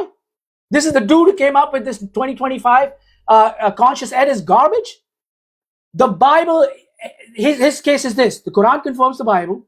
The Bible parts that agree with the Quran prove the Quran. The parts that disagree are corrupted. That's not revelation, that's tautology. The Quran is true because the Quran says it's true. His system destroys the Quran's credibility. If confirm means agree with me, Deen, then Quran reveals nothing new and corrects nothing real. It becomes a self-attesting echo chamber. He invoked modern scholarship until I contradicted him. He appealed to historical probability till it disfavored him. He didn't bring up nickel silide, but he ignored that. He brought in Q and all that other stuff till I told him, hey, did they have a Q manuscript for the Jews and Christians during the 7th century to see what the hell was going on? This is not. He appealed to Jesus. Come, Jesus, please help me. Please help me. Daddy Bible, let me go there. But dismissed every historically verified saying thing that disapproves Islam. This is not consistency. It's ad hoc theology. Bring back the historical Jesus. Every strand of serious scholarship, critical, skeptical, conservative, agrees on one immovable fact. And this is just, I'm having a conversation with you, Chad. It's not to him. He's already lost. He already agreed that I had a pattern on my side. He has diddly squat. Jesus was crucified. That fact, everybody understands that. Let's have some fun with it, guys. The Quran alone denies the crucifixion and then claims God deceived the world and then produced what? The most successful religion in the history, i.e. Christianity, creating a Christian majority countries that lead in IQ. Andrew Wilson, you're spot on, baby. GDP, military strength over the Muslims, and are the ones protecting Islam's own holy lands with their bases from other Muslims. Hurrah, United States military base in your holy land. In that narrative, God effectively made Muslims dhimmis under the Christians, dependent on the mercy of the very Christian civilization Islam calls misguided with corrupted books. If your confirmation model forces you to reject the best tested event in the first century, the problem isn't the evidence, it's your premise. And now I'm going to show you some things out here. I'm going to sit down and show you real quick these videos here. Here is Mr. Deen agreeing to that he's doing all circular stuff. I should have prepared for this. Let me see this. Hold on. Quran. Your theory does not allow that, because by definition, anything that disagrees with the Quran is being corrected by the Quran. Yes, exactly. Yeah, but the point. Yes, exactly. Okay, this is when their top Dawa guys are all around at a table and they get busted saying what? Guess what? They said 70% of their scholars agree with us that it's not corrupted. Listen to this. Percent of It's a Dawa clinic. It's not corrupted. So notice what the scholars are not saying though. Well, the book. What book are we the people of? Hold on. And watch his reasoning for if the canvas. I have a comment too. And give substantial evidence for that, from our literature. From the our whole literature. dilemma goes out the window. Halas. That's it. We stop right there. Right? Now, whether or not it was corrupted or it was intact or partially intact, that's a nuanced topic with opinions varying among scholars. From the research that I have done over the past, year or so with different brothers, I'm leaning more towards, I would say 70% of the scholars leaning more towards it not being corrupted. Right? What? 70% of the scholars leading not to be corrupted. Farid responds. John Fontaine, all the big Dawa guys, look what they're calling it, a Dawa clinic of Islamic dilemma. They are telling us that 70% of their own scholars, he spent a year and a half researching it. All the big boys. And they said it's not corrupted, but these guys want to do it with 30%. So ladies and gentlemen, woe to Deen. Woe to Deen for sitting down and corrupting his words and Allah's words with his own hands. That's time, Jay. Woe to him That's time. because he That's wanted to time. make money Jay, over it. Jay, And woe that's to all time. his subscribers time. too. Jay, that's time, Okay. bro. That's time. Don't That's worry time. about me, bro. Thank you so much. So appreciate it. So now we're gonna move into the next phase of our segment, which is Q&A. What time? How much time do we have on that, you guys? I think it's 3. Oh, actually, yeah. So are we doing 3? I just said 3 and 3. Did you guys want 3 Yeah, I people just- apiece or 5 yeah. people apiece? Yes, so 3% each, yeah. Okay, so you guys are gonna be able to choose your own. Leafy, if you'd like to call out the ones on the Islamic side, I'll call out the ones. Am I allowed to ask a question because I'm already up here or no? That's up to Dean. He has to choose the people he would love to. Moderators don't. Moderators don't. Like, get other people. Oh no. Yeah, no worries. Then. You know what? You're I good, don't bro. even care. Yeah, I we'll don't get even people care. outside of the debate. Leafy. Yeah. No, that's fine. If you don't want me to, I don't mind. Leafy, before you ask me a question, Hold on. I thought he was going I'm to not- come I'm to me not- with the 279 and 513. I'm not- What happened, bro? Wait, Jay, I'm not asking you a question, bro. Jay, just keep it. We're gonna keep it legit, real quick. Don't ask anybody any questions. We're gonna bring 3 Christians, 3 Muslims. We bring it up. Leafy, are we bringing Hey, up a Christian first or I Muslim can't first? see anybody, by the way. I can't Yeah, see because you took that name I'll off call of it there. out, Jay. I'll call Yeah, it out when it's yeah, Christian. Jay. So just pick who you want to come up and ask questions. All right. I I'll name can't see. who we have, Jay. We have King Silv, we have Banku, we have Chris, Claus, we have Yus. Let me see, just naming out the people. We got Dywell. Let's see. All right, let's get Chris That's a long- King Silv, Long list. Chris Okay. King Silv, and who else? Dywell, Yus, Chris Claus, Banku. So we'll bring up King Silv first. We'll do one at a time. Let's split them up first, then just in case. All right. Otherwise, Dywell could be the third one. All right, got you. God bless, God bless. Great job, Jay. Amazing job, brother. I have a clarifying question, then I'll ask my question. Dean response, clarifying question real quick. Would you consider the first best 3 generations would be Ahlul Salaf? Yes, would you consider Ankabut about? All right, beautiful. Awesome. Thank you for answering that question. Now, here's my question. And just so I could add at the top of my question, if you're going to bring the hadith of Ibn Abbas, right, then you're being dishonest because Al-Bukhari tells us what Ibn Abbas meant. But here's my question. Do you have any of the 3 best first 3 generations of Ahlul Salaf that says that the Injil and the Torah has been corrupted? Or, that you have to do conscious edits or general confirmation? Yeah, I got you. Give me a sec, so I'll pull up the reference for you just so everyone can have it. 1 second. Be honest, so did you mix up Spider-Man with Batman? Oh, he left. Well, No, I dropped them. The moment they asked their question, just to keep everything respectful on the chat, we just drop them down. The moment they asked. I got you. So just give me a second to pull up the reference. 1 second. No spamming in the chat, you guys. If you guys can, please, no spamming. Thank you. All right. So you guys can actually check this Christian. Here we go. So this Christian YouTuber. So just make me a big screen if you don't mind. Yeah. So he actually puts the source for us. This is Captain Christianity. So this is Cameron Betiza. So he says in this reference in the 700s. He says this is. So this is within the Salaf. So this Christian early on, I'm not even just giving you from our Islamic sources. I'm showing you a Christian speaking to a Muslim who believes in Tahrif al-Lafz. He believes in textual distortion of the gospel. Okay? So look what he says. This Christian says, in response to Muslims claiming distortion of the gospel, but at which time, I ask again, who, why, and which words? If they should say that it happened before the coming of the Prophet, see, he said that it was spoken to him that he should come to those who hold the scripture. And then he quotes 1094. So I'm not going to take too much time. The point is that this Christian Cameron actually proved for us that early Muslims believed in tahrif. They believed in textual distortion of the gospel. So you can check out his video for the source for that. Beautiful. Thank you. All right, Leafy, it's on you. Yeah, I'm not asking questions. I'm just gonna raise other people because he said he doesn't want me to. So, I'll get Basil to come up and he can ask a question. Yo, assalamu alaikum, Deen and Leafy. I have a clarifying question for Jay, and then I'm gonna show my source on the screen. So, J49er, did you say that in the Quran, it doesn't say that the author of the Quran intends to correct with the children of the Jews and the Christians? That's my clarifying question. Does it say in the Quran? I said in the Quran, it doesn't say the previous scriptures were corrupted. No. That's not what I'm asking. I'm asking, does it in the Quran say that the author intends to correct the Jews and the Christians? Yes or no? Or intends to correct traditions? The revelation that the author intends to correct them?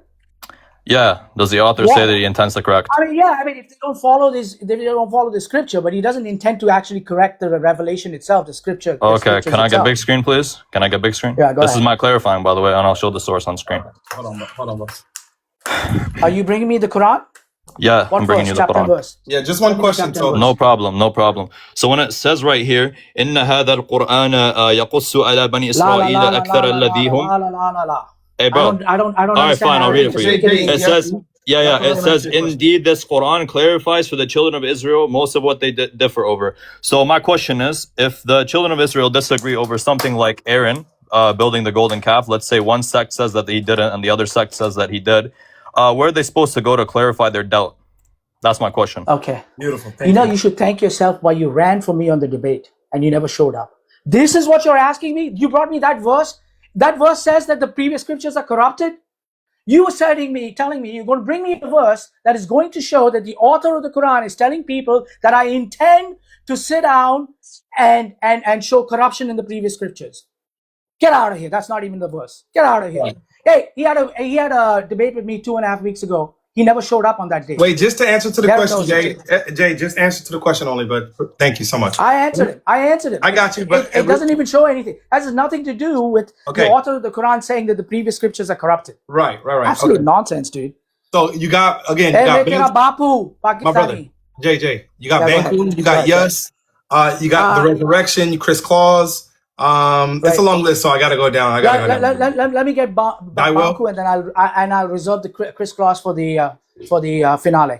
Okay, got you. Right. God bless you guys. Blessings. All right, so this is my question for Dean. This time I wrote it down, right? I took advice. All right, so with zero surah stating that the Torah and Injil was textually corrupted, how can you objectively prove conscious correction or edits rather than borrowing or misunderstanding when the Quran takes from Talmud, Midrash, Apocrypha, and late rabbinic folklore, such as the story of Solomon, which is the commandment of demons for the Talmudic legends, or Cain, which learned the burial from birds, which is a Jewish folklore, not Torah, in Surah 531, and without any earlier written revelations or older, more authentic traditions to prove this case. And if you need me to restate it, let me know before I drop. No, I got you. I understood your question. Appreciate it. So the point is that there's an assumption here that these oral traditions or these apocryphal texts inherently are going to have less accurate information, which is just wrong. We have Jude quoting First Enoch. We have Jude, not just Jude, sorry, even I think Second or First Timothy also there's a case to be made quoting First Enoch. I had a recent video showing there's a case to be made that Paul is quoting from an apocryphal text where he says, no eyes have ever seen, no ears have ever heard what God has prepared for those who love him. So you have all this precedence within the New Testament itself that it is taking from these traditions. Even early church fathers, you can check out the video on live on the Be Honest channel, showing almost all the early church fathers didn't believe all of the oral traditions are rubbish. There's precedence in there for it being true. A lot of the early church accepted certain apocryphal texts as being true, such as First Enoch. And the final justification will just be that we have Hilary, like I showed before, where he says that these oral traditions from the Jews were generally confirmed by Jesus, okay, and that these oral traditions aided in the translation of the Septuagint. So that's a reason Hilary's giving as to why the Septuagint is to be taken rather than other recensions. The Septuagint, the Jews who translated it, had oral traditions passed down that would aid them in translating the Hebrew to the Greek. Ambiguous words, unclear words. How do we know the Septuagint has it better? It's because they had these oral traditions that were passed down from Moses. And finally, you don't need an explicit verse to tell you from the Quran that there's conscious edits being made or a general confirmation. Heck, we even have Jewish Christians doing a private general confirmation. I can give you that reference from the Pseudo-Clementine homilies as well, where it says that don't tell the people that the Torah is corrupted, even though we believe there's corruptions, because it may confuse the masses. So if they have a wisdom, right, such as that, I'm not saying that's necessarily the wisdom in the Quran, but I'm just telling you that people believe in the distortion of the Torah without having anything explicit saying that, due to independent reasons they can establish. All right, you got 5 seconds, as well as certain quotes they would interpret as so. They have quotes from the Gospels of Jesus where they interpret that as obviously distortion of the Torah. Awesome. Beautiful. All right, Leafy, you're up. If you want to bring up the next person. Yeah, so Juan Asafa said he wanted to ask a question, so he can come up and ask. Assalamu alaikum. Alaikum salam. Alaikum assalam wa rahmatullah. Okay, so I'm making an argument in a form of a syllogism, and I want to share. I'm sorry. I don't do syllogisms. You don't do syllogism. Okay, I'm gonna ask you a couple of questions and then give you a conclusion. Tell me if you agree. You're only able to ask one clarifier, one question, my friend. Okay, it's about the topic. So my question to you, J49er, that according to the Christian reading of the Quran, The Quran confirms the Bible. You agree? Yep. Okay. Premise 2, according to the Christian worldview, the Quran is from Satan. Do you agree? I'm doing an internal critique. Yeah, but do you agree on this premise?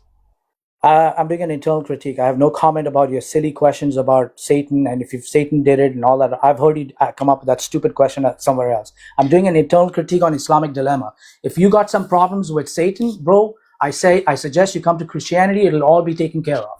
Okay, no Leave problem. Islam. Now, Okay? premise 3. Just one. No, it's done. It's finished. You only get one question. Your question one is finished. qualifier, one question. I'm sorry, guys. Next person. All right. Bro came up with Satan question. Okay, JJ. You said Chris Claus, right? We're just gonna stick to this. Yeah. The please. Thank you. You didn't want to answer the question, so we're gonna leave it alone. All right, Chris Claus, welcome to the building, my friend.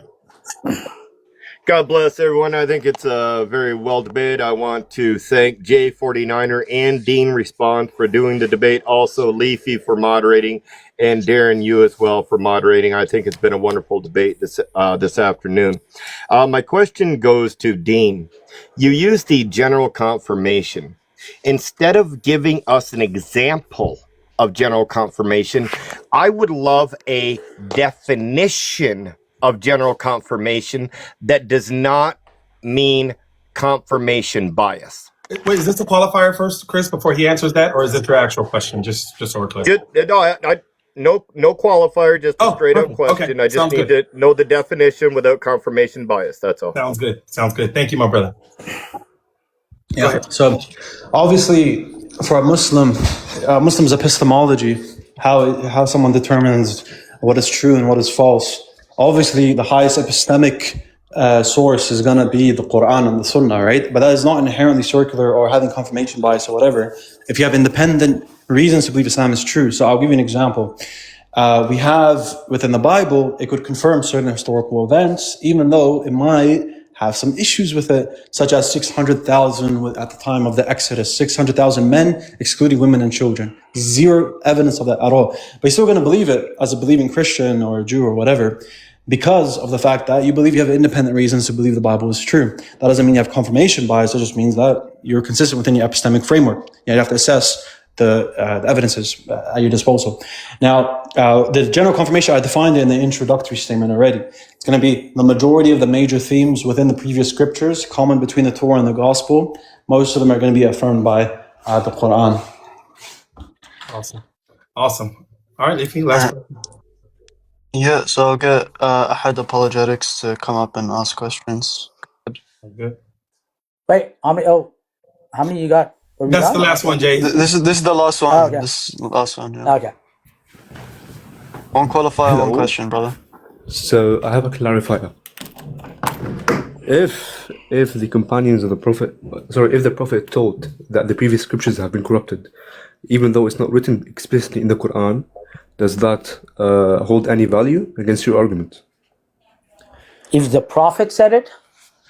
If we know that the Prophet taught the previous scriptures to be corrupted, does that hold any value? That's my clarifier. So, okay, depends if I can verify it, but I take Allah first. If he goes against Allah, then it doesn't. Then his value is not. Okay. He'll inherently go against Allah. So according to the hadith of Uthman burning the Quran, we find clearly that the companions of the Prophet, they say that the Christians and the Jews have differed upon their scripture. From this, we can infer that the Prophet Muhammad told this because his own companions made this statement. So, what's your response to that?